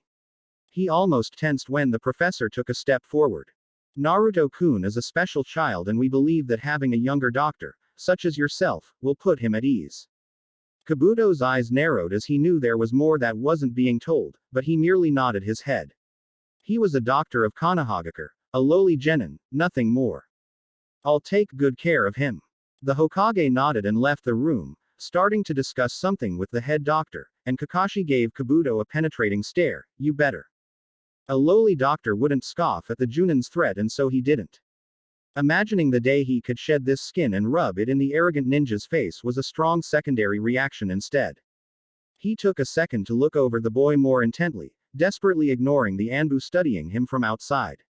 This child was receiving more security than a clan heir would. He must be the Jinchuriki. Naruto opened his eyes after having a long discussion with Kurama and losing access to the badass chakra cloak in any training spars until he really understood the severity of abusing such a badass gift. Blah. Blah. Blah. Naruto knew that he shouldn't have pushed the limits of overusing Kurama's chakra. He knew how dangerous it was. But he couldn't help it. Kakashi had kept reading his book, and it was beginning to grate on Naruto's pride that he was only taken seriously when he fought as a Jinchuriki. He had apologized to Kurama, and accepted the additional punishment of feeling what he put his body through, and had woken up to feel his body on fire. His skin burned and his pain clouded his mind and made his vision blurry. He heard a mechanical beeping from a nearby machine quicken exponentially, and then he felt soothing, green chakra healing his body and numbing his nerves. The medic Nin worked diligently, and after a few minutes Naruto was able to open his eyes all the way and see clearly. His doctor was a surprisingly young. Naruto knew how hard medical ninjutsu was, and you had to be extremely proficient to be a doctor in the shinobi hospital. He had silver hair tied back with really non-assuming glasses. The doctor gave a warm smile and his eyes checked Naruto over for any injuries. He spoke, and the words were warm and kind. I'm glad to see you're doing so well, Naruto-kun. Naruto immediately tensed up as his fight-or-flight instincts kicked in. This was wrong. This was all wrong. Everything Naruto was seeing and hearing didn't even come close to what boiled beneath the surface of the man's. Stop. Go away. Naruto began to panic and tried to leave his bed, and he began to struggle harder as his doctor began to physically hold him down. Naruto-kun. Stay still and calm down. I'm not going to hurt you. Naruto struggled, even as he sensed that the man was technically speaking the truth. He wouldn't hurt him right now. After a few more tries, Naruto took a quick breath and was about to call for the Anbu outside to aid him. He could sense that they were just out of earshot but within sight, and if he gave them the code they'd know that he was in trouble. It was as he moved his hand to the side, about to signal his guards, that he sensed something else within the man: fear. Fear of being found out. Fear of someone in Konoha. Fear of Danzo. Naruto froze. His eyes searched the black eyes of the silver-haired man and he relaxed against his pillow. You know Danzo. Killing me now won't help you. You serve Danzo then. Kabuto blinked and opened his mouth and Naruto knew a sickly sweet lie was all he was going to hear so he cut him off. You can't lie to me and I know you don't serve him anymore, now you serve Orochimaru. Really? That's not much better. Both men are callous manipulators with almost no degree of empathy. But you already know that by now. Naruto grinned at how flustered he was able to make the doctor. What's your name by the way? And remember I'll know if you lie. Kabuto. Kabuto frowned after he introduced himself to the boy. The boy was uncanny. He definitely needed to report this to Orochimaru-sama. Oh, no, you won't be telling him anything about this meeting, Kabuto-san. Kabuto withheld the urge to snarl and instead smiled politely. Of course, Naruto-san. May I inquire as to why you believe that though? The ramifications for you should you do so are just not in your best interests. The reality that a 4.5-year-old was talking to him in this manner nearly threw Kabuto for a loop in and of itself, but for the child to, somehow, believe to have the upper hand in this standoff was just insulting. Strangely, as soon as he thought that the boy pouted and looked to the side, geez, don't treat me like a baby, Kabuto-san. Or I'll tell Kakashi-ni-san that you're a spy. The thought of being forced to tangle with Hatake inside of Konoha with no support at this time was chilling. Haha. Yanni-san is pretty scary to fight against. It's why I'm here. That made the spy pause. The child was already sparring with Kakashi Hatake. That was very interesting. Kabuto was starting to get an idea of just exactly what made the Sandaime so protective of the boy. It might not hurt to just go with the flow of the conversation and see what he could find out. Can you read minds, Naruto-kun? Are you part Yamanaka? Naruto rolled his eyes and sighed. No, I'm not Yamanaka, I don't read minds. I can't tell you what I can do though, it's an important S-rank secret. Kabuto's eyes shined with interest and Naruto leaned forward. Now it's my turn. Why would you want to work for someone who isn't going to help you find out what you want to know? The boy was pretty presumptuous to think his technique, whatever it was, could accurately pinpoint anything that would shake Kabuto. He prided himself on his infiltration skills above all else and this child was going to find that out soon enough. Orochimaru isn't such a bad. The boy frowned once more and leaned back. I said no lying. I'm not. Orochimaru isn't a bad person. No, you think he is sociopathic and murderous, you're just impressed with his power. Don't lie. Kabuto frowned. He promised to help me. Kabuto's blood began to boil when the boy simply laughed. You know he isn't going to give you exactly what you want. And what do I want? Naruto-san. The boy frowned in thought and was silent for a few seconds. You want to know who you are. But that's crazy, you're just you. Kabuto's brain started to run into overdrive trying to figure out what he'd done wrong and what had given him away. At the same time he became suddenly overwhelmed at having his secret desires brought to the light. In no way had he even expected the boy to be that intuitive, and as the waves of stewing emotions reached their boiling point inside of him the boy blinked. Oh. That's what the problem is. Orochimaru can't help you in the way you want, Kabuto-san, for the same reason that Danzo couldn't. That's because they don't actually care about you, but about your service. I know, Naruto-san. But there's much more to my situation than that. Yes, your mother. No. Naruto tensed as he felt the killing intent and he hastily waved his hands in front of himself. Whoa. I'm sorry. I don't even realize that I speak what I'm processing out loud and He stopped as Kabuto lightly pushed him back down so he was laying down in his bed. Kabuto, for all his intelligence, had never even predicted the chance he'd have a conversation with a Konohan child about his life and problems. It was the surreality of the situation that allowed him to sit down, and it was his curiosity that pushed forwards. Can you sense emotions?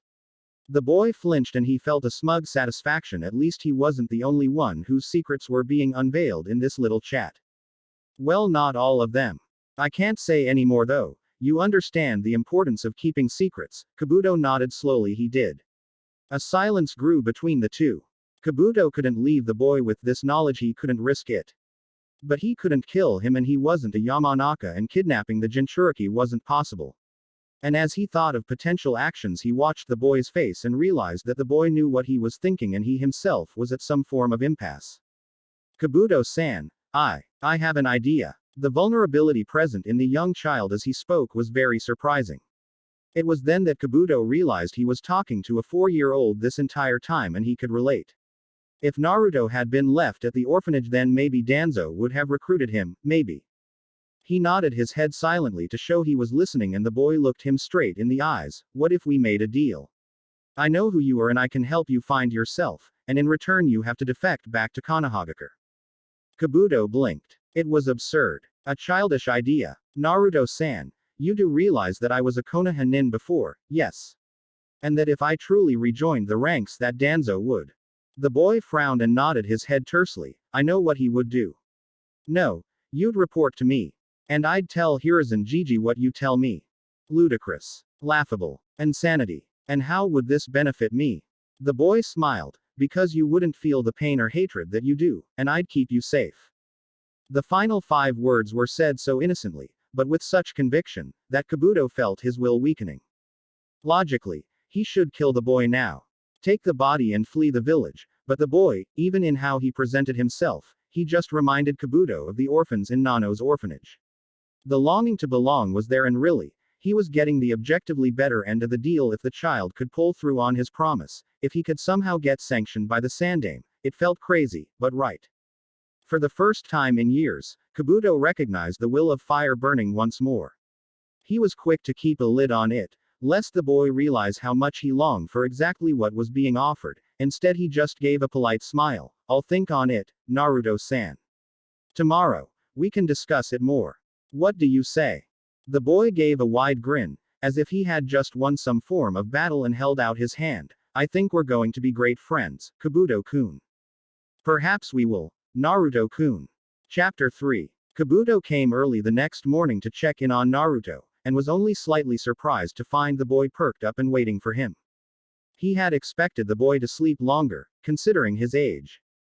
It seemed that he should have known that he'd be disappointed. The boy started jabbering excitedly as Kabuto methodically examined his vitals. The spy had spent all night up and going over his options, planning for each and every eventuality. He came to the conclusion that he could not fool the boy. At least, he couldn't without additional data. It didn't seem possible to fool him, so he had to test the child. See just how insightful he really was. He paid half attention to the ramblings of the child as he reached in his coat for a syringe. It was filled with a low-intensity toxin. Potentially fatal if not treated within 72 hours. He gave the boy a smile as he administered the dosage to the child's IV. The boy watched him silently as he injected the toxin, curiosity in his eyes. Are you trying to kill me, Kabuto-kun? I thought we moved past this yesterday. The boy pouted and crossed his arms, and once more, Kabuto was surprised yet again. The child didn't even seem upset. Of course not, Naruto-kun. But, you knew that, didn't you? The boy gave a sheepish grin, and Kabuto found that he actually did have a limit to his patience and he was approaching it. How long did you know that I didn't intend to kill you? 10 minutes ago, when you entered the building, Kabuto-kun. Kabuto didn't know how to respond. This whole scenario was insane. There was no precedent in his experiences to take note from. He had wanted to test the boy, test the scope of his powers, and the whole thing had ended the second he had entered the building.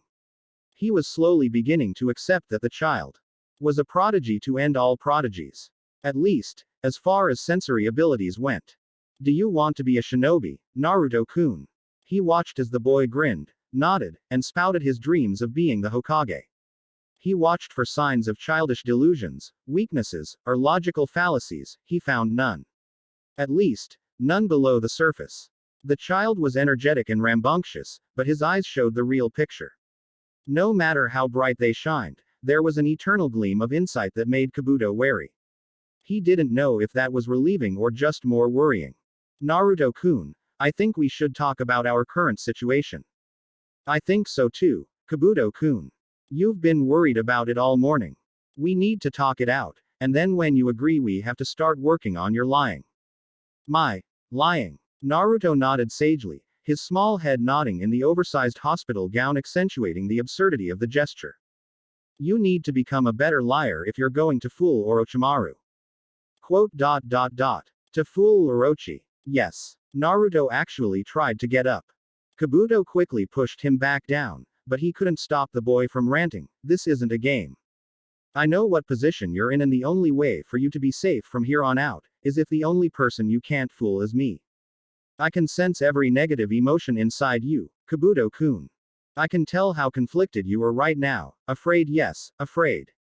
The boy shut his rebuttal down before he could even open his mouth. I can sense hatred in you. Lots of it. You look down on others, envy people for their happiness, their identities. But you regret what you've become. Not a lot, but you do. You fooled yourself with how buried it is, but I can sense it.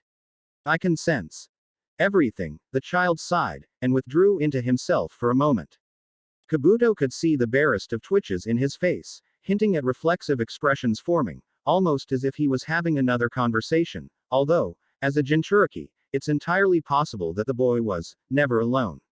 Whether that was good or not was yet to be seen, but he was looking out for Kabuto's safety. The boy clearly already saw him as an asset. Kabuto wasn't comfortable with it. He had grown accustomed to serving people more powerful than him. People that thought they understood him, but they never did.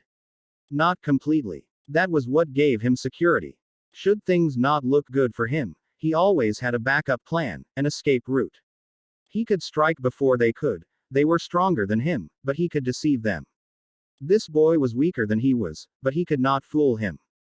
He didn't have that safety if he were to work underneath Naruto. He also was still not over the fact that the most unsettling person who would seek his loyalty was a child. There were many dangers that also came with following Naruto. The boy was a Jinchuriki. Whilst Orochimaru may not be interested in the boy yet, there was another man who thought he had made Kabuto his spy, Sasori, who had ordered Kabuto to be mindful of the topic of any Jinchuriki or Biju. Sasori was part of some very secretive society or organization that could mean a large force of ninja seeking the Jinchuriki in the future. Then there was the fact that Naruto was loyal to Konoha and had no real political clout to protect Kabuto. Until he did, then Kabuto's relationship could only ever be unofficial, and if he was found out it would be bad for both of them, though worse for Kabuto. And on top of that, the child was the son of the fourth Hokage, and there was no way that Iwagakure was going to let him live for long. It would be suicide. Kabuto gained a grip on his thoughts as they quickened in pace and intensity. The boy was watching him, and Naruto had given away crucial information earlier on. The boy could sense every negative emotion. It was only safe to assume that Naruto had sensed Kabuto's every thought already. It certainly made communication much easier. Though he was finally starting to realize he truly couldn't lie to Naruto. That was also worrisome. What would you require from me?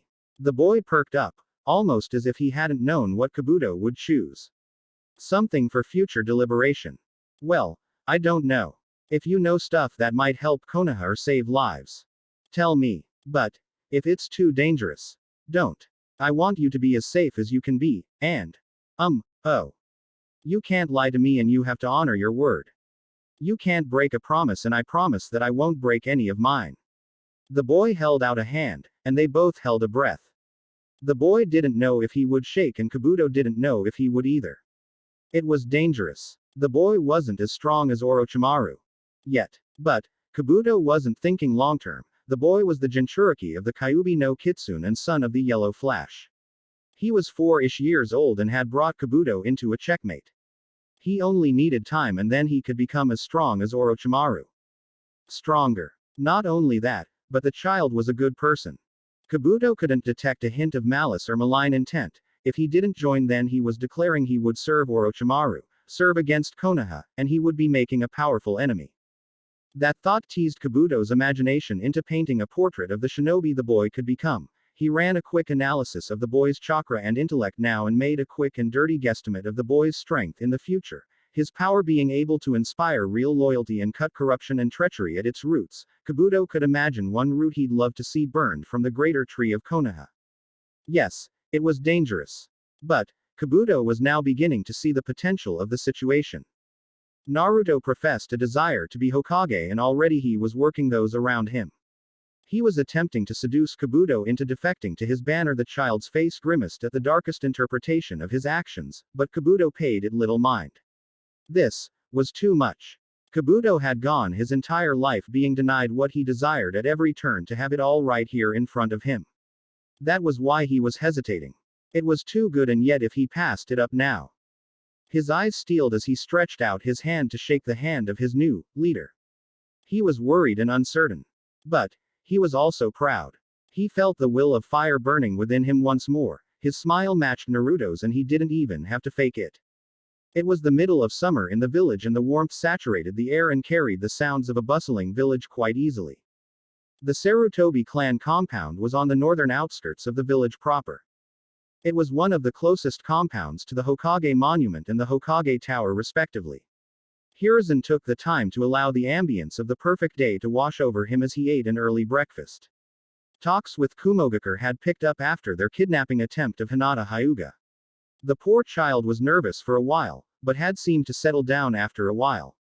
A tragedy that the shinobi world was still so uncaring to its children, its future. It had taken months, but the Yondaime Raikage, was finally forced to commit to the treaty, lest their subterfuge be shown to the world. Shinobi being underhanded wasn't anything new, but getting caught was always just bad business, no matter who found out. It could be seen as a sign of weakness for Kumo, whilst being a sign of strength for Konoha. Konoha had even shown mercy and spared the infiltrator. All in all, I wasn't very enthusiastic to let the story leak out. So, they would be convening for a peace accord. He wanted to enjoy his time as much as he could before the trip. The odds of anything happening were slim, but every time a Kage left their village there was a chance they wouldn't return. This was what was the only thing troubling him, whether he should bring Naruto or not. The boy would be an incredible asset, and could further enforce a true accord, but he hadn't determined if securing a true treaty was worth revealing the asset they had in Naruto so early. Speaking of the boy, Sarutobi smiled from across the table as Naruto ate a larger than normal breakfast across from him. After having come home from the hospital, the boy was back to his normal self. The boy was a few months away from turning 5. And he had grown quite a bit. Sarutobi knew that he had a decision to make, and he had wanted to talk to Kakashi about it first, but Danzo had surprised him by popping into his office yesterday before he picked Naruto up from the hospital. It appeared the old war hawk was starting to come to the same conclusion that Hiruzen had. Naruto should either enter the academy or go straight into an apprenticeship. Sarutobi had accepted that the life he wanted for the boy would never come to be. He knew the boy would beg to finally go to the academy, and he would understand what that meant better than anyone else his age. But, still it was a heavy burden to force onto any child. That being said, he had no intention of letting Danzo take over his training. That was why Naruto was already looking at him with a face of pure excitement. There really wasn't keeping anything secret from the Uzumaki. Really, Gigi? I can go to the academy Yes, Naruto-kun, which do you think would be a better choice? Naruto hummed to himself in thought. What do you think, Kurama? I think you shouldn't wake me from a nap to answer a silly question. You already know everything that school would teach you. Naruto nodded along, a small frown indicating how hard he was thinking on the matter. Yeah, but I would be able to make friends, join a genin team. I don't think that would work, Naruto. I don't think that they would accept you. I may be wrong, but I think you know what you should do. Naruto sighed and then smiled softly. I think that I should take up an apprenticeship. Gigi, I don't think the academy is for me. I'm too different. Hiruzen gave a soft smile and walked over to pat Naruto's shoulder. It's okay, Naruto. I understand. Did you have any idea of who? Naruto nodded excitedly. What about Weasel Senpai? I'd love to learn from him. The god of shinobi nodded his head, and Naruto was ecstatic when he realized that Sarutobi approved of his choice. The old man smiled softly. I'll talk to him about it. Thank you, Gigi. Naruto coughed as he landed on the ground once more. Weasel had dragged him out to a training ground and had told him that he was to be his new sensei. Right as Naruto cheered, he had kicked out his legs and sent Naruto into the dust. He then began asking questions, and every time Naruto answered wrongly, their next exchange was especially brutal. Naruto groaned as a hand dragged him to his feet before he swung wildly, hoping to surprise his sensei with a kidney shot. No such luck. Who are you? I am Naruto Uzumaki. Kick. Dodge. Jump. What guides your blade? The will of fire. Backflip. Kicked in the stomach, spring off the ground. What are you, Naruto? The weasel mask he once associated with safety and protection appeared in his vision before pain blossomed from his chest as his sensei buried his knee in it. A shinobi. What is a shinobi? Naruto-kun. Naruto hastily dodged a right hook, and threw a counter as he ducked. A soldier. Weasel sensei. His fist hit nothing as his sensei leapt back. Dodge the following shuriken. Throw his kunai. Jump. Dodge. Jump. Attack. What does a shinobi fight for? Naruto-kun. A kick out of nowhere knocked Naruto on his side and he rolled to minimize the impact. Their cage. He gasped for air as his sensei remained hidden until a vicious attack clued him in that he had answered wrong. Wrong. Their village. Weasel furiously barraged Naruto with attacks and only stopped when Naruto fell to his knees, and spat up blood. The red dropped from his mouth and fell down onto the grass beneath it and staining it red. We start the timer over now. Begin again. What are you, Naruto? A shinobi. Kakashi grinned as he watched his sensei's son idly drawing in the Hokage's office.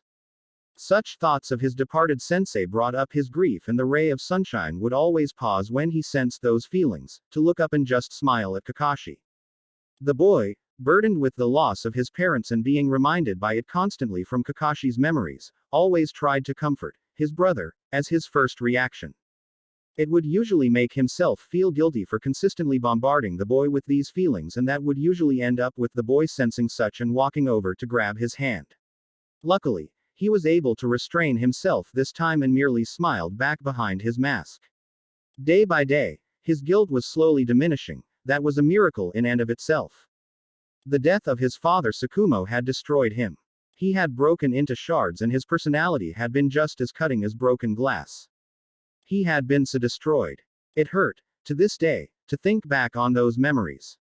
He had hated his father and dedicated himself to the lifestyle of the shinobi. It was only thanks to his team, to his sensei, Minato, that he ever got back to normal. Or, well, as close to normal as he could get. He had made quite a reputation for himself as a lazy, untimely, smut-reading pervert, and to be honest, he had been too lazy to actively try to change that perception. Which gave the lazy part of his reputation hold more weight than it should for any shinobi. That's not to say the death of his team or sensei had made him falter as a shinobi in any sense. He had never trained harder. The only reason he wasn't listed as an S-rank shinobi in any bingo book was due to the fact that he was the acting Anbu commander. He had a moment where he faltered after Minato passed a period of time in which he let his grief consume him. It was thanks to Naruto that he was shocked out of it. The boy had done what no one ever truly had and eased his guilty conscience. That is to say, every time he saw the boy, the child would go out of his way to make him feel better, and it really worked. The man he was nowadays was stronger, and not just in terms of physical might or skill. He was stronger in spirit and will than he ever had been. Minato, Rin, and Obito had taken a shattered ball of glass and had been able to smooth out the edges. Naruto had been able to reforge the glass and fill in his cracks. The child had made Kakashi whole in ways he never even knew he was empty. That was the power of the boy and why he had needed to get as strong as he could to protect him. If the boy hadn't have had his gift, he would have been content to remain stagnant, float in his grief, until the boy was of age to need a Junin sensei. He would have been content to leave the boy without interacting with him for more than a decade.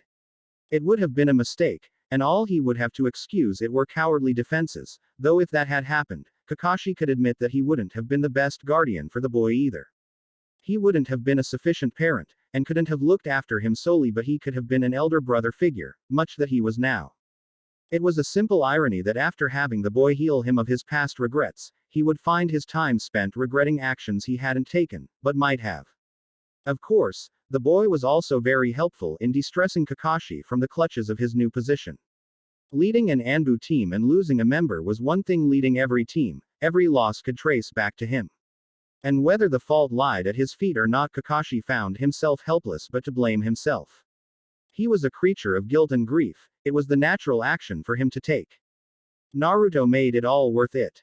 He would have fought against countries for his old team or Minato. He'd fight the world to protect Naruto.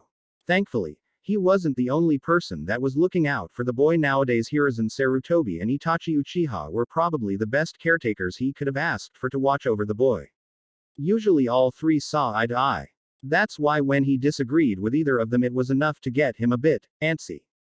It's never a good thing for Shinobi to get antsy. Today was shaping up to be one of those days. I'm serious, Kakashi. I'm bringing Naruto-kun with me. The Hokage was going to the summit to meet with the fourth Raikage and he wanted to bring Naruto with him. Now this put Kakashi in a situation he never thought he'd be in. He never imagined that the Hokage himself might be a threat to Naruto. Before he could pull the brakes on his subconscious, he had already gone through contingencies of grabbing Naruto and going rogue. It wasn't ideal, but if his leader was going to recklessly endanger Naruto now, then he'd only be more brazen in the future. It was only Kakashi's trust in Hiruzen that allowed him to break through that train of thought to allow the Hokage to say his piece. He wasn't so naive as to not immediately associate his commander's smile with the god of Shinobi, having guessed what had just ran through his mind. It was filled with pride at how far he'd go to protect Naruto, but he was lucky the Hokage was merciful. His behavior had bordered on treason. He couldn't protect the boy if he was executed for his thoughts. Of course Naruto chose that moment to grab his hand, and he realized that he had needed the additional comfort from the child anyways today. Oh, these sweet little ironies. Could Itachi-san not watch him? Naruto cocked his head to the side. Weasel Sensei's name is Itachi. Whoops. The Sandaime sighed and pinched the bridge of his nose as Kakashi chuckled sheepishly. It was a minor flaw, but he let down his guard around Naruto. It was minor, but it was still a flaw. Itachi is out on an assignment. I will be taking him with me so that he can learn about diplomacy and see some more of the world that lies beyond our walls. Danzo has also been showing an increased interest in the boy. I won't leave him unwatched. Kakashi nodded and immediately relaxed. Better at the Hokage's side than vulnerable to the tender mercies of Root. Poor Tenzo hadn't yet fully recovered from his time as Kino, and he knew that Team RO was doing well under Itachi's leadership, but he missed seeing the Mokuden user regularly. Perhaps Naruto could help Tenzo heal as he had Kakashi. Actually, the boy might helpful to healing all the Anbu, being able to accurately pinpoint each individual's problems more efficiently than a Yamanaka could. Honestly, the boy could become an honorary member. Running a few select safe missions with Team RO would do the boy wonders with experience. More than he'd learn at the academy. He'd talk about that later with the Hokage. As you wish, Hokage-sama. Won't the Raikage be suspicious of him accompanying you? Yes, which is why I think it's a good idea to create another persona for young Naruto-kun. Itachi-san has professed a desire to allow Naruto to work with his Anbu team in controlled settings. He can't do so as Naruto Uzumaki. Today was definitely one of those days, but maybe, in a good way. I was just thinking the same thing, Hokage-sama. He'd need a code name. He turned to Naruto, who was still holding his hand and yet met his eyes with unnerving intelligence. What would you like your name to be, Naruto-kun? I'd like to be called Konoha. Kakashi blinked and Hiruzen let out a loud laugh. Kakashi chuckled. Naruto-kun, usually Anbu choose animals too. Actually, Kakashi, I think that's a fine name for him. Kakashi couldn't tell who had the wider grin, Naruto or Hiruzen. And he doubted even his Sharingan would clue him in. Hiruzen smiled as he handed Naruto a blank Anbu mask. The only defining feature of it was the symbol of Konohagakure upon the brow and its two eye holes. It was smooth and featureless and lacking anything else made it unnerving. It was definitely one of a kind. The boy was ecstatic as he took it in hand and put it on his face. It fit snugly and he looked up to meet Sarutobi's eyes, and Hiruzen couldn't stop the pang of both pride and sadness at the sight. The boy was almost 5 years old and he had been placed within the Anbu. Disregarding that it was a special placement, and was in no way a fully fledged member, the history books wouldn't remember that. They'd remember the fact that the Sandaime Hokage, in a time of peace, placed his predecessor's 4-year-old son within the most twisted branch of the Konoha military body. That was the objective fact. The youngest member to ever join Anbu was now 4 years old. And it almost broke his heart, but it was the best choice to protect Naruto. Anbu were the elite and they were a family unto themselves. Whether you were active or retired, once you put on the mask your family grew exponentially. They might not be his friends, or respect the boy yet, but they would die for him. They would have died for any civilian or citizen of Konoha, but they'd be more aware of him now. They'd be watchful, if not only to make sure he lived up to the new brotherhood he belonged to. Anbu was for life, and Naruto needed that protection. He needed the might of Konoha at his side at all times until he could protect Konoha with only his might. There was the blood of a Hokage within him, and a Biju in his belly. Naruto was special. That was what let Sarutobi sleep at night. The boy was trembling with joy, but did not give any childish exclamation of joy or pride. The boy had been painfully observant of the Anbu over the past few days, forgetting that his gaze forced the Anbu to relocate if they were hiding. Hiruzen was amused to find that the Anbu had discovered 12 new hiding spots within his office over the span of an hour. Not that it lasted long. But, after Hiruzen gave a quiet cough, the boy had jumped and realized what he had been facilitating: Anbu musical chairs. He hadn't missed his guard's sighs of relief. Word had quickly made its way through the Anbu and they more or less knew what was going to happen. The Hokage's ward was going to become an honorary member and even run missions with the esteemed Team RO. It was almost ludicrous if those rumors hadn't been spread by Inu Dono himself. Sarutobi was nearly exasperated. Over the course of 2 days it seemed as if almost every Anbu had circulated through the office to get a first impression of a boy. They had then been shocked to realize that the stories of Team RO and a few others about the boy had been true. His sensing abilities were unimaginably powerful. Not a single one had been able to hide their presence, though a few had evaded his sight. The boy was still somewhat susceptible to genjutsu, especially Kurama didn't deem the caster as a threat. The boy had eventually gotten bored of trying to find the Anbu agents but had answered the Hokage promptly and accurately each time he asked the boy how many were in his office at any given time. It was quite impressive. The Anbu thought so as well. Word had even spread to some of the lower-ranking shinobi, and Hiruzen had to have a talk with Shikaku Nara, the Junin commander, about why stopping such rumors about a new Anbu initiate was imperative for the safety of Konoha. Once you piqued a Nara's curiosity, it was never sated. That being said, a few Anbu paid a remedial visit to T&I for letting such sensitive information slip. It was Naruto himself who was able to identify the guilty parties, and verify their identity when they came forward to accept punishment. Hiruzen still had it verified through other means. He had learned his lesson of trusting the boy too implicitly, even if it did bring a guilty pout on the boy's face. He never complained, knowing that was the consequence for lying to Itachi and going against the Hokage's orders once. He was relieved that the boy was already acting the part of shinobi elite, but it was a tad unsettling all the same. He reached down and placed the boy on his back and grinned as his young ward whined, "Gigi. I can run. Yes, Naruto-kun, but you aren't yet as fast as me or my guards. I'd enjoy the break from having to run. In the future, I may need you to carry me." That made the boy giggle, and still smiling, Hiruzen left the gates of Konohagakure towards the land of iron. I was not pleased to be here and was not pleased with the series of events that led him to being here.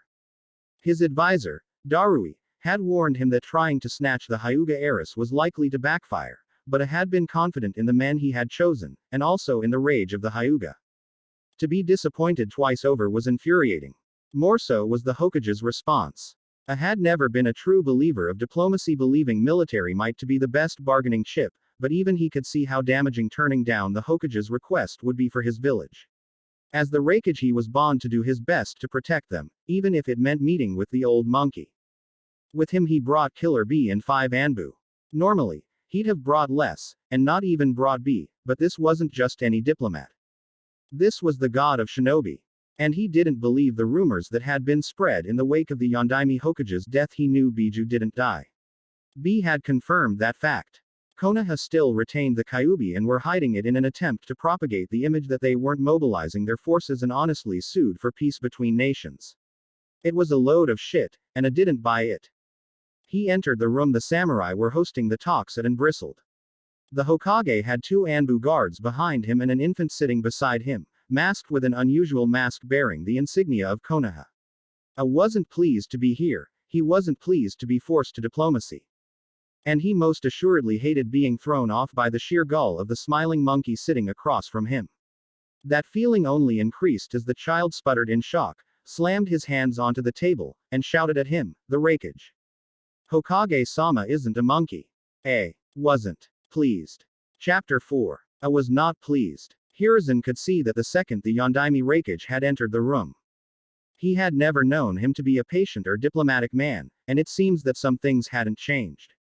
The man had brought a rather impressive guard to boot.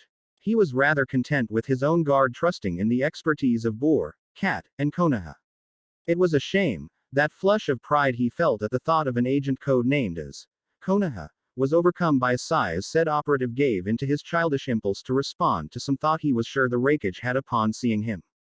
Though, he thought he'd have gained more respect than to be referred to as a monkey from his fellow Kage, even if that reference was in the privacy of their thoughts. Raikage Dono. I apologize on behalf of my subordinates' outburst. I'm sure that we could start these peace accords with an honest intent amongst ourselves to do our best to come together. It would be greatly beneficial for both of our villages.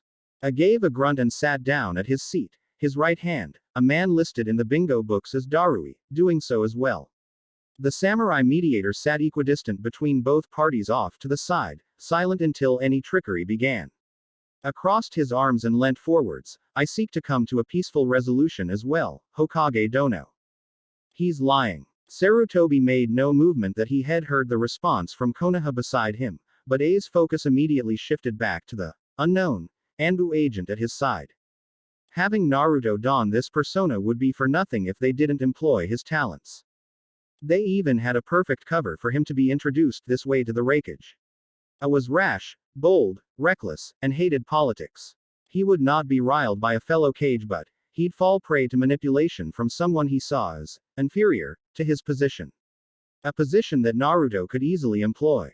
As a bristled, Darui narrowed his eyes at the masked ninja alongside the Hokage. It seemed the Raikage's hand would not be so easily fooled. Excuse me. What is this, Sarutobi? Was this meeting not between the Kage of our villages? The large, shirtless man faced Konoha and growled, "You shouldn't throw out baseless accusations, boy." Sarutobi took his time and slowly took out a scroll. All the ninja tensed as he unraveled and looked upon it, even young Naruto, to his pride. His eyes slowly scanned over the blank scroll and raised a brow. Is that so, Raikage Dono? You have no further plans to kidnap a child holder of one of Konoha's Kekkei Genkai? That was all he was told Naruto would need. A shinobi was to be a master of their body, being able to give no tell of guilt one way or another. Kages were steps above the mere rabble, holding all of their village's most valuable and dire secrets. Their minds were another matter. Some things can't be trained or controlled. Hence, why the Yamanaka before Naruto were so sought after and vital to counterintelligence. Yet, even the Yamanaka would struggle to pull the secrets out of the mind of a Kage. It was good fortune then, that Naruto was not a Yamanaka. His abilities far outshone theirs. Naruto nodded, and Sarutobi wanted to snarl beneath his grandfatherly smile. He passed the scroll over to the boy, his eyes never leaving the Raikage. What intelligence did you gather in Kumo, Konoha-san? Those across from them immediately tensed at the casual admittance of infiltration and espionage. If only they knew the truth. They would find no trace of Agent Konoha within their ranks, and that would only make them believe it all the more. Naruto took the scroll and made as if he was reading off the empty parchment. In event that the Hyuga abduction was unsuccessful, the next operation would target the Uchiha clan, aiming for the youngest son of Fugaku. Sarutobi gave a sigh, acting as if the news wasn't surprising to him. He wanted to laugh at the gall of the leader across from him. The Uchiha. There had been wars started over less. Hell, the Hyuga incident was cause enough to start a war. Danzo had advised as much himself. You seem keen on taking advantage of my hospitality, Raikage Dono. Are you so surprised that I did not have operations in motion to be ready for this eventuality? Your village has desired Kekkei Genkai for a long time. I also am becoming tired of being ignored in my quest for peace. I thought that I'd acquire leverage targets that would disable Kumo's stance as one of the Great Five. The boy slowly took out a brush and started writing names. Sarutobi marveled at the accuracy of his perceptions through merely emotion. He also shivered at the sudden thought of what could have happened if Naruto was born in another nation. Naruto handed the scroll and nodded. Specifically, it seems, your two Jinchuriki Killer Bee and Yugito ni. The Raikage seemed to take the threat seriously, seeing as he immediately was on his feet and smashed the table in front of him with his fists. The samurai mediator was on his feet immediately. Lords, please, contain your tempers. Sarutobi smirked, and that did little to calm his fellow kage, of course. I would never threaten the life of a Kumo shinobi whilst in the middle of peace talks. Surely, you know this, Raikage Dono. I don't appreciate having your spying attempts thrown into my face, Hokage Dono. Especially, when you're gloating about them. Hiruzen shrugged and rolled up the scroll. I wouldn't have brought it up if there wasn't anything to mention. I was saddened that you still were not being honest with me, Raikage Dono. I had hoped to truly join our nations together. I sat back down in his chair, idly kicking the rubble of the table away from him. Darui seemed to sigh and looked away, but Hiruzen saw that his attention was now focused on Naruto. The treaty is still official, is it not, Hokage Dono? Sarutobi snorted and drew yet another growl from A. The treaty your ambassador ignored upon its commencement day, on your orders. Yes, it's still official. Whether I push for additional addendums in face of your violation of it is what this meeting is supposed to establish. If you break it, no shinobi village will entreat with you, you know this. And I have word that your daimyo is not so excited by this blunder of yours, Raikage Dono. I growled, but seemed to take the lie easily enough. It seems Naruto's performance and spot-on intel had thrown him off. You're just as insufferable as the Namikaze was, Sarutobi. Naruto tensed at the mention of his father, and Darui's eyebrow raised. Oh boy, that wasn't good. You'll find that the will of fire is quite an influencing ideology, Raikage Dono. I waved his hand dismissively. So, what is the point of all this, Sarutobi? I don't like you or your village, my village doesn't like your village, and you don't trust us. Let's just let the treaty stand and continue as we have. I want there to be peace, eh? Even Naruto flinched from the voice that escaped the aging leader of the Leaf. The times were few and far between when Hiruzen Sarutobi lost his temper, but when he did all that experienced it would remember it. He sighed for near the 7th time this meeting and sat back down. I apologize, Samurai-san, Raikage Dono. The samurai gave him a curt nod and grudgingly did the same. What would take it for you to believe me, Raikage Dono? Do I have to declare war to demand my wishes be honored? Is that what you wish? To test your mettle against Konoha? Do you think us weak? No, but when you come here and... I apologize, Raikage Dono, but I was not yet finished. I will give you a stark reminder, and I hope you listen to it. I am the Hokage, but you know I only have so much power. If you keep poking the sleeping bear that is my village, there will only be one answer. Though you may take it as a slight against your nation's pride, I urge you to remember there hasn't been a shinobi war that Konoha has not won. You are old, Hokage Dono, and the Yondaime is dead.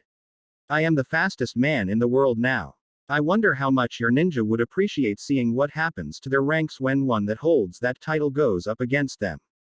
Cages don't win wars. You know this to be true. Don't forget the Sannin. I gave a laugh and leaned forward. You're right, perhaps I should seek out your old student that ran away, Sarutobi. Naruto suddenly spoke out. He's scared, Hokage-sama. That was the tipping point. In a flash A was in front of the boy, a fist barely away from his nose.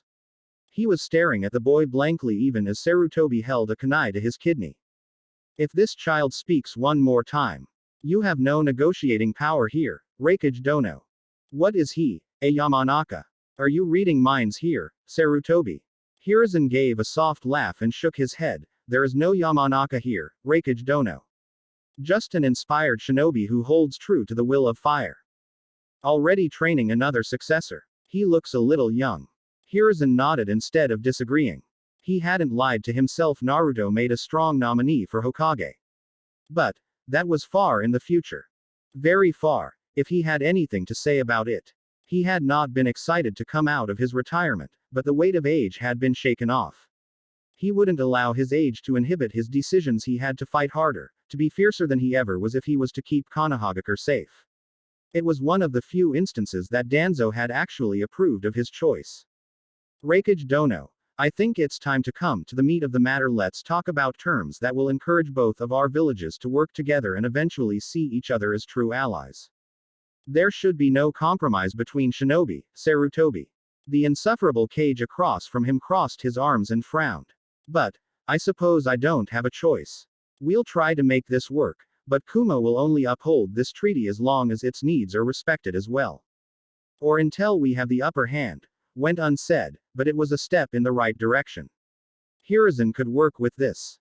He was pleased. Naruto watched some samurai practicing their swordsmanship from a balcony. The talks had ceased for the day, and he was stationed to overlook the courtyard to guard the Hokage. He liked being part of the Anbu.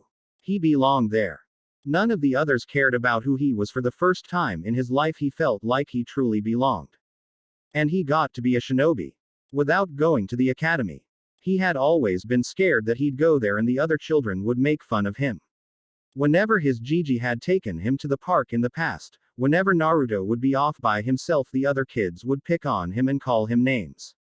Eventually, Hiruzen had found out and they had stopped going out during conventional times, but he had already decided that children were just mean. Except for the Hyuga girl Hinata. She had been very nice. She still made him slightly uncomfortable with all her insecurities though. It wasn't anything against her. In fact, he felt bad for her, but in individuals like her his empathy could sometimes overwhelm him. It could provoke a physical reaction from him, make him sick. He had wandered the village and had experienced thousands of emotions, and he found that if he didn't pay attention he could easily get overwhelmed. Kurama helped a lot. He was always there to speak up when it got to be too much for him. Kurama would always apologize for making the empathy so strong, and he would always thank the Biju in turn for the amazing gift. Naruto saw Kurama as his best friend, and he felt so sorry for him. Whenever they talked they could sense each other's emotions. Kurama, his best friend, just wanted to be free. It was something that Naruto couldn't grant him without killing himself. He had pondered it once, but the reaction from Kurama had been severe. I have put a lot of time into you, kid. Don't make me have wasted my time. You'll just piss me off. Naruto sensed the truth. Kurama was scared of losing Naruto and was really angry at him for even thinking of killing himself. That meant Kurama cared for him. It was like how whenever Kakashi got really sad and guilty when he saw Naruto, it meant that he loved him. Naruto couldn't sense love or friendship like he could hatred, anger, grief, or guilt. He had to learn them whenever he experienced them for himself. And it was hard to understand them sometimes. It was easier to just think of love as an absence of hate.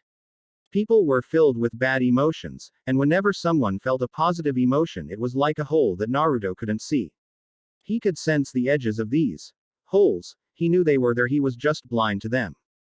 He didn't blame his empathy though, he didn't need to know when people were happy or loved him. That wouldn't protect him like knowing when they were lying would.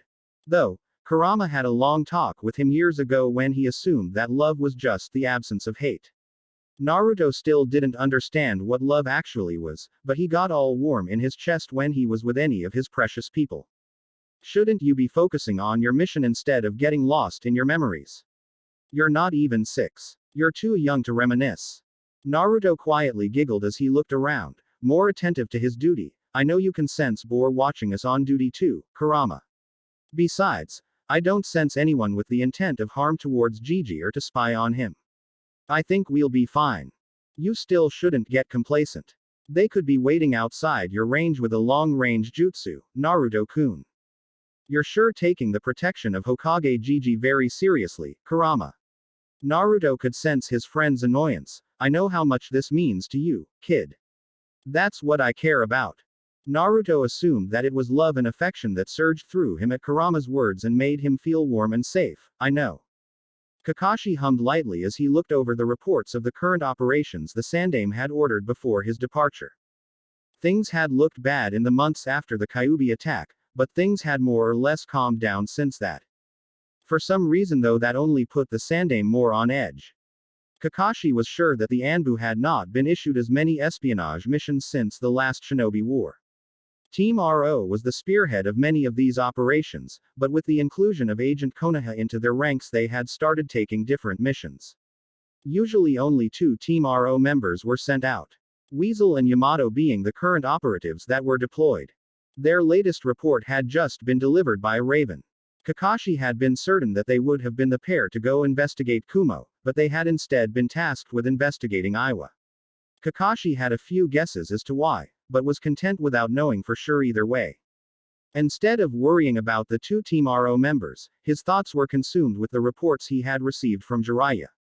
The Toad Hermit had been out of the village for years now, and had never even met Naruto.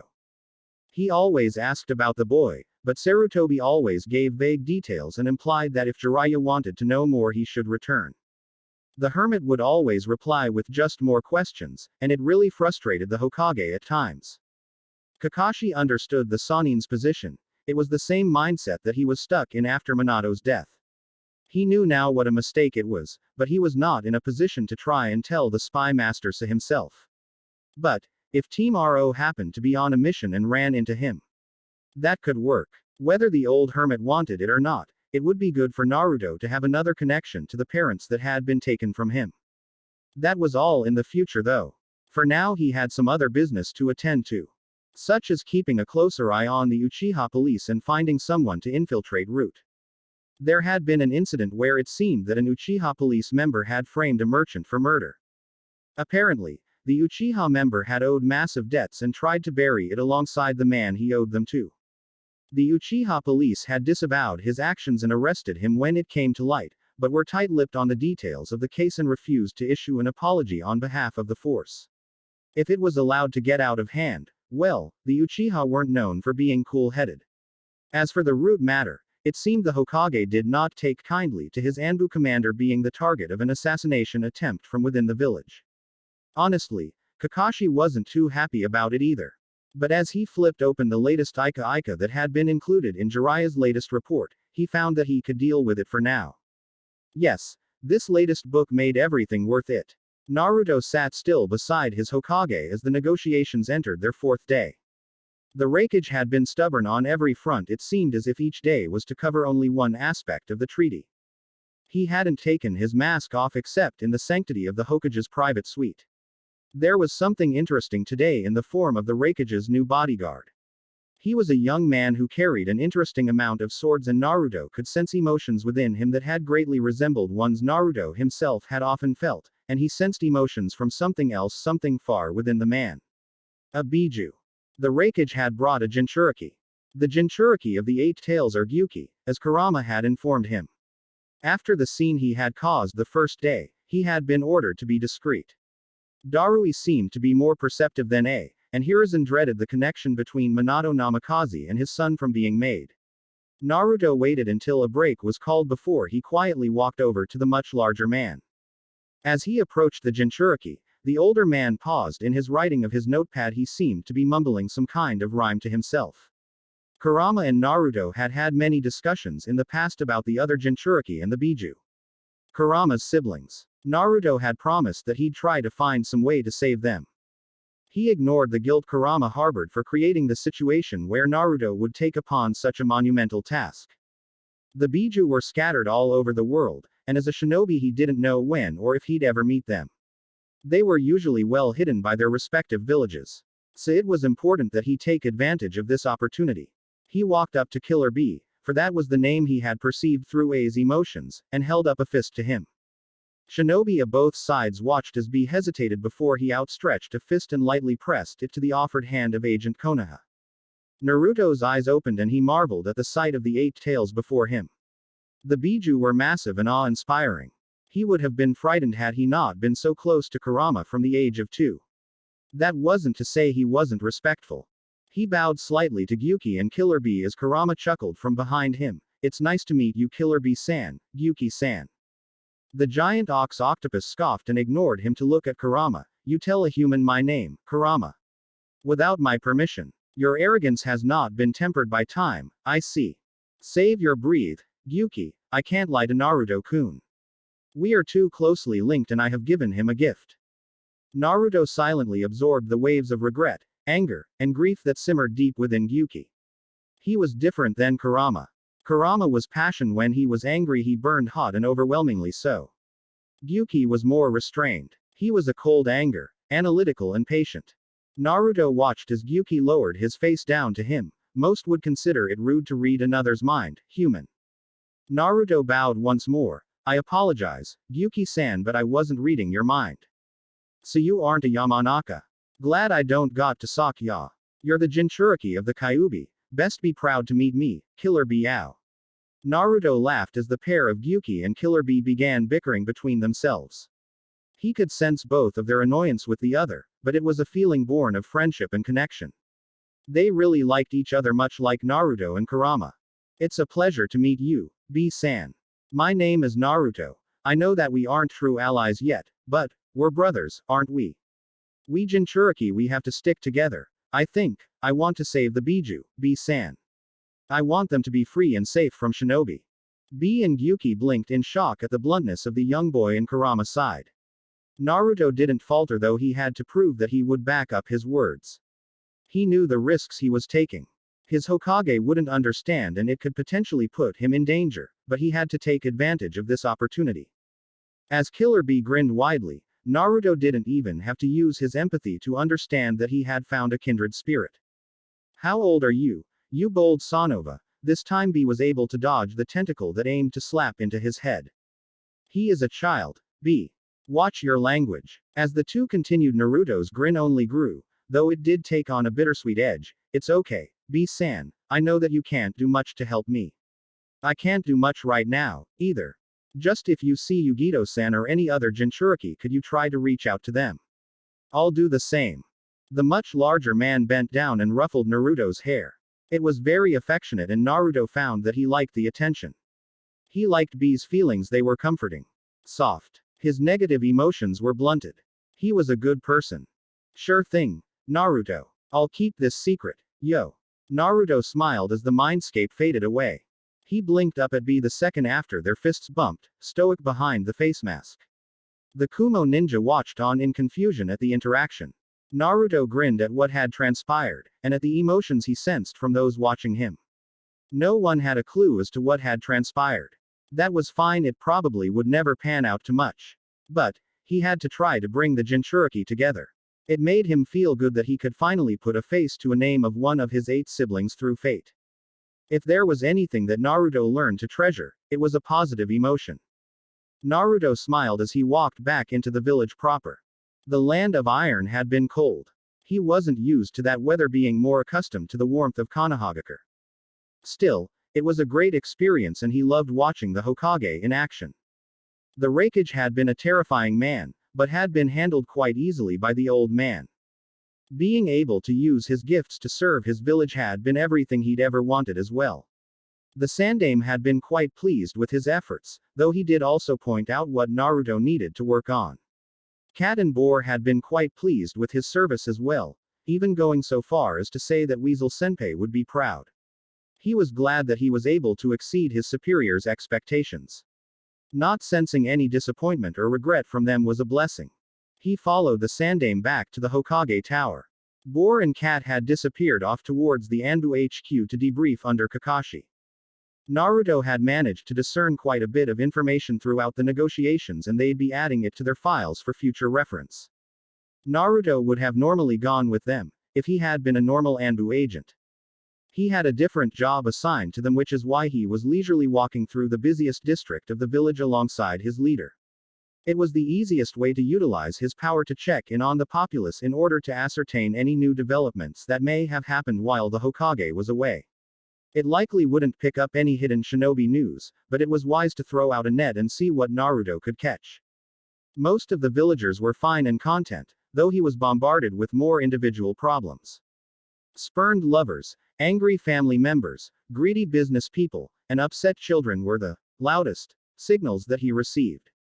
There were lots of gaps and holes of what he could sense, so for the most part the villagers were happy. As he passed more people though, an undercurrent of fear started to become more and more apparent within all the civilians. Some scandal had happened, and recently, too. As a patrol of the Uchiha police passed, the feelings heightened, and Naruto sensed from the Uchiha feelings of indignation, injured pride, and injustice. He could see them sneering at those they had sworn to serve, and the fires of distrust were slowly lighting within the hearts of the villagers. This wasn't good. He and the Hokage slowly made their way into the Hokage Tower, and from the outside Naruto seemed fine. On the inside, worry gripped his heart and Kurama was silent as he tried to cope with the fact that something was very wrong with the Uchiha police force. He needed to speak with Itachi. Itachi watched as the Kumo envoy approached the village of Iwagakure. He and Yamato had gone deep within Iwa and had only ran into an Iwa patrol once. Luckily, their disguises had seen them through the inspection and had held underneath the enemy's scrutiny. Their orders had been to intercept the Kumo delegation's information and make a copy of it. If Kumo and Iwa started talking behind the scenes, the Hokage wanted to know what was being laid on the table. He couldn't just trust Kumo to work with them, and he was doing everything he could to force the alliance to stick. Itachi appreciated the strategy. It was very political, and of the two, it would only work against A. Onoki was too wily to try and outsmart. The fence-sitter had faced down Madara Uchiha. He would not be cowed by political maneuvering. Itachi found the political arena a much better alternative than the battlefield. He had experienced combat during the Third Shinobi War. The thought of his brother or Naruto facing those hardships made his heart grow cold. They were the reason that he fought, for the next generation. He had paid for the mistakes of those who had come before. He would make sure that those he came after were spared from any mistake of his. He had just made it to Anbu when his father had spoken of how he should try and become the Hokage, how it was time an Uchiha wore the hat and took up the mantle of village leader. Tensions with his clan and the rest of the village had been high after the Kyuubi attack, and his father's arrogance and pride was not helping matters. Things were getting a little out of control at home, and he had used his apprenticeship with Naruto to escape from it all. Things were heating up recently with a few scandals with the Uchiha police force though, and Itachi was starting to get worried about his clan overreacting. Tensions weren't too high yet, though it would only be a matter of time before things escalated. Hopefully, the issues could be resolved peacefully. With Naruto's help, he was sure that things wouldn't get too out of hand. The boy's gift would be incredibly useful to maintain peace and security. The last thing that Itachi wanted was for his clan to become a danger to his village. The will of fire burned deep within him, and he would not see it extinguished by his clan's or father's pride. Wrapped up in his thoughts, he almost missed Yamato appear beside him. Weasel Taiko, there is an Iwa patrol headed our way. We should leave. Itachi nodded and leapt off into the cliff face behind them. It was time to return home. Sarutobi smoked his pipe as Konoha stood behind him. Kaharu, Homura, and Danzo stood before him. They were meeting about the summit and also trading barbs about the direction of the village's latest policies. It was an old, familiar game between himself and Danzo, and it brought a sense of normalcy to his day. Naruto had seemed very anxious, and that was a large red flag. The boy's ability made him an emotional barometer, and apparently something was brewing within the village itself. As the meeting went on, Konoha kept staring at Danzo. Eventually, Danzo caught on or made his attention noticeable and stared back. Sarutobi dismissed his advisors and was surprised when the young Uzumaki walked up to Danzo. Advisor Shimura-san, may I speak with you? The leader of Root paused for a second, glancing towards the Hokage before nodding. Naruto turned and bowed to him before walking with his old friend and rival. It did not bode well. He wasn't pleased. That's it for this part. If you enjoyed it, then like, share and subscribe for the next video, as it's going to be more interesting, and also check out my other playlists. Hope you would like them too.